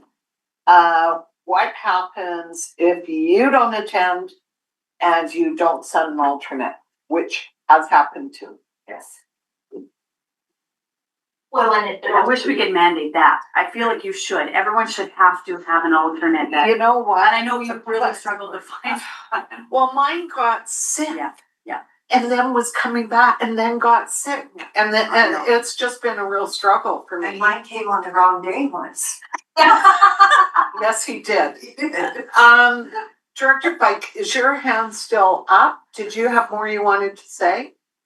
No, that's it. Thank you very much. And actually, Director McFadden summarized it quite nicely. It's just, I wanted to She convey always too that does. Leonard and I communicate after each meeting back and forth, so we do keep each other up to speed. And the fact that we alternate, I guess we're both a little bit averse to meetings from past experience, but we do communicate, and the RDCK shouldn't be paying twice for the alternate coming. It should come out of the director's stipend. Okay, you. I think it could also get into why are you not in attendance, right? If you've got another, like, I might be, well, for the budget meeting, right? If I'm at CBT and the budget meeting remains at that date, I have to make a call, right? no And if different it's- than making the decision whether to go on vacation Yeah. or have that operation. See, there's different circumstances, Yeah. right? Yeah, but at the end of the day, I mean, if you're getting paid hourly and you don't show up, you don't get paid, right? So. Depends on if you have sick leave or not. We could really go down the rabbit hole on this. Let's not do it. Can you, cause I don't have those I know they're here somewhere, but I feel unprepared for the question. Can we, put this on relook for next meeting? What that would look like for directors, cause I want them to clearly understand when we're putting it to the board. Okay,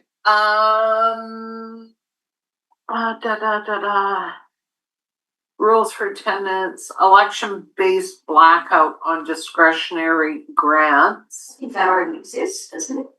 I thought it was, 3 months. 30 days, I asked, Stuart earlier. And they're asking for, I think, 3 months. 3 months, I saw 6 months. Sorry. No, Well, well, it's more than 3. Is that board, is that RDCK policy, or is that? Well, I had something that it might have come up in July, and so I was just wondering how far ahead Stuart, I thought I could check. Yeah, and then Anyway, this wouldn't fall under this committee anyway. no, Yeah. This is a discretionary grant, it's that's not, not how we get paid. it's not Yeah. compensation Good. issue. Good answer. Okay. Prospective application of remuneration changes. So through the Go chair, ahead. this was maybe a misunderstanding from one of the directors about when, and we talked about earlier, when does January. when does this apply? We said January 1, which Yeah. has been the standard, so we'll stay with that. So we should, Okay. So do we need to do a review of what needs to Yeah. come back to the meeting? we should We review have- our action items. We had a motion to restrict FCM to 2 meetings. Yeah. And I think, That was already done. yeah, I think with direction to staff, it was around those meetings where a motion was made and we voted on whether to do stipend or not. and how often those happened over the last 3 years. Special budget, yeah, the special meetings, Special meeting, yeah. that special budget meeting, I think we should get paid double for that. So the cell phones, Cell phones. Yeah. the insurance liability question. Yeah, Now this alternate, pay, yeah. I assumed that's the way it was when I first started, I have to be honest, but, okay. It's not. Anyway, That's why mine is the resource recovery, because I don't get that stipend, he gets it. Yeah, So yes. okay, Just regular one. and yeah. can we go back to the motion for the meals allowance?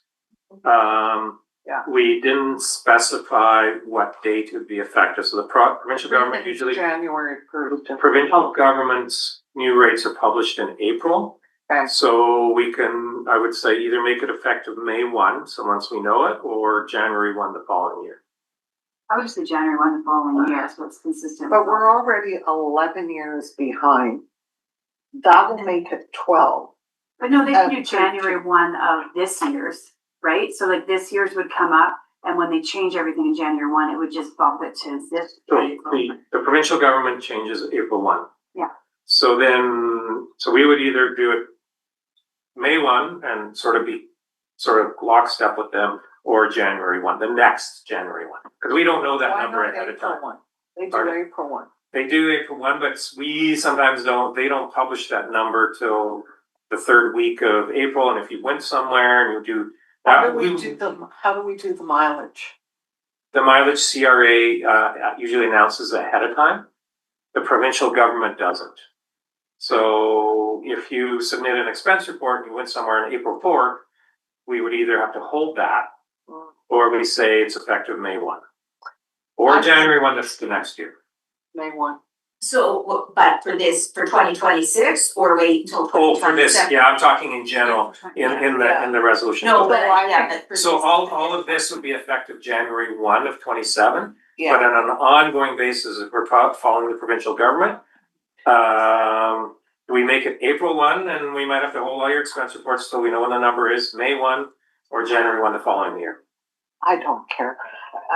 I think January 1's the easiest. So the April of 2026 rates will come into effect January 1st, 2027 for us, correct? Yeah. Or for the Yes. next step. Because none of this comes into effect till January 1st, 2027, Right. Okay. okay? So every year after that, Yeah. it would be the January. Yeah. Okay. Yeah, Do we we just need have that one Do we need to add transition that to year. the motion? I think so. The motion should read, meal and incidental expenses will be tied to the government of BC level 2 rates that are established April 1st of each year, but will come into effect January 1st the following year. Here, bruh. Okay. Is that Yeah, no, thank you clear? for, yeah, that's, I used to do a bit of that back in the day. So that means, So is that everything? well, Behind. so we'll be 9 months behind, the Yeah. next board will be on the old. Better than rates. 11 years though. Now But you have a list of That's what a you good know idea. you need to, or action items. Yeah, Right. we went through it. The only other thing, And so now we need to set the next meeting, you guys, before anyone leaves. and, well, I guess it'll depend, because we got Christmas coming up. What time frame does staff need to get the information? That's what I'm thinking of when we set our next meeting. It'll be in the new year, and I'm Yeah. assuming. And I'm away till I come back January 13th. I'll be the one This is with kind of hard when you don't know your schedule hasn't been set, like for anything. Yeah. June board is the fourth Thursday. January. Oh, Sorry, January board is for Thursday. The board. It is in the board time. It's in the 22nd. agenda. Because the first falls on a Thursday. Oh, okay, board, oh, Yeah. Yeah. So, What it is. yeah, I can't do that week, I gotta go work Because, yeah. the 19th and 20th.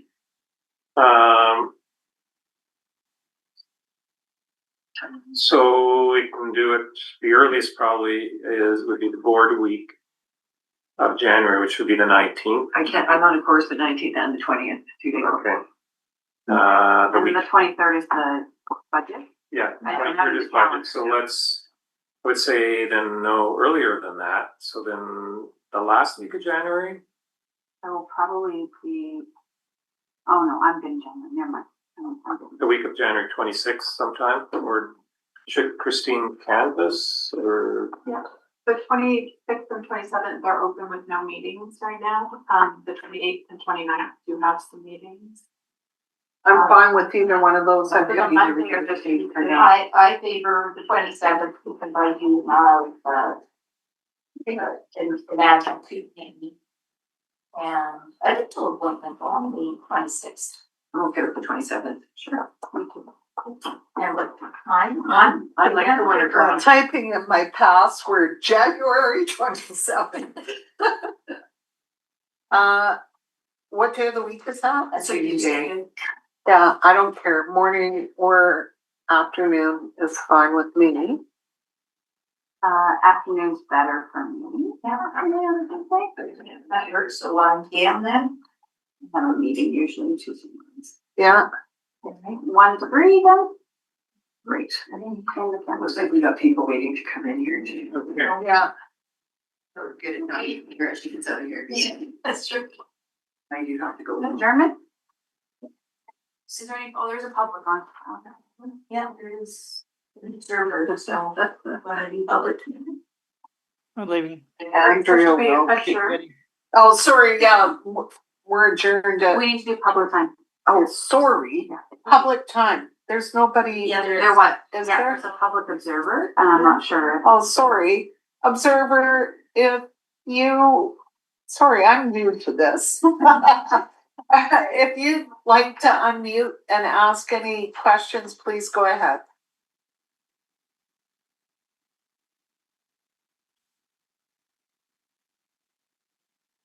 No.